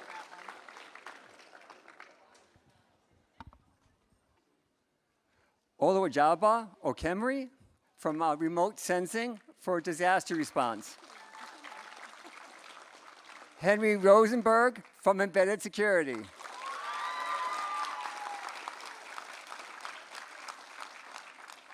Jay Yamasiva from Microelectronics. For UASR, Sophia Yu.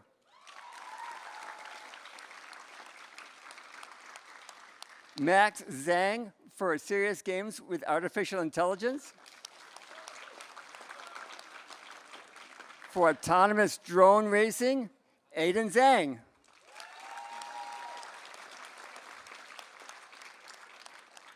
For Autonomous Underwater Vehicles, Jack Zhu.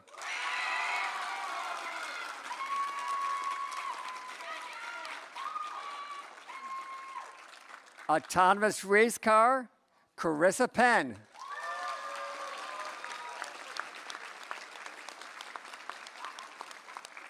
And finally, our 14th from Medlytics, Matthew Liu. Let's hear it for our Draper internships. All right, so this is the end of the in-person program. How'd everybody do? Are we really tired? Is that why when I said, how did everybody do, we're sleeping? So how did everybody do? Yeah! So we were so excited. The day went great. Everything we saw was amazing. So let's give a big round of applause to all the students. Hey, Beaver Ballers, how did you do today? Okay, little better.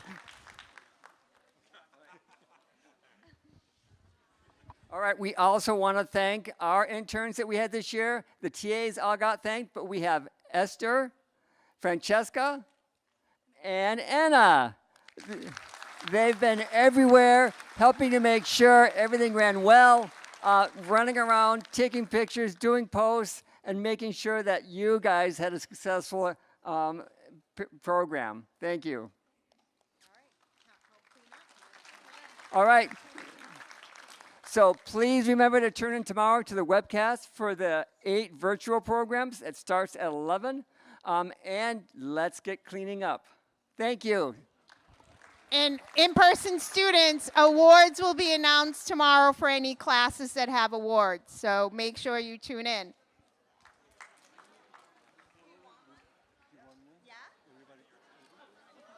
All BWSI students come to the middle. Nikki's going to take a group photo.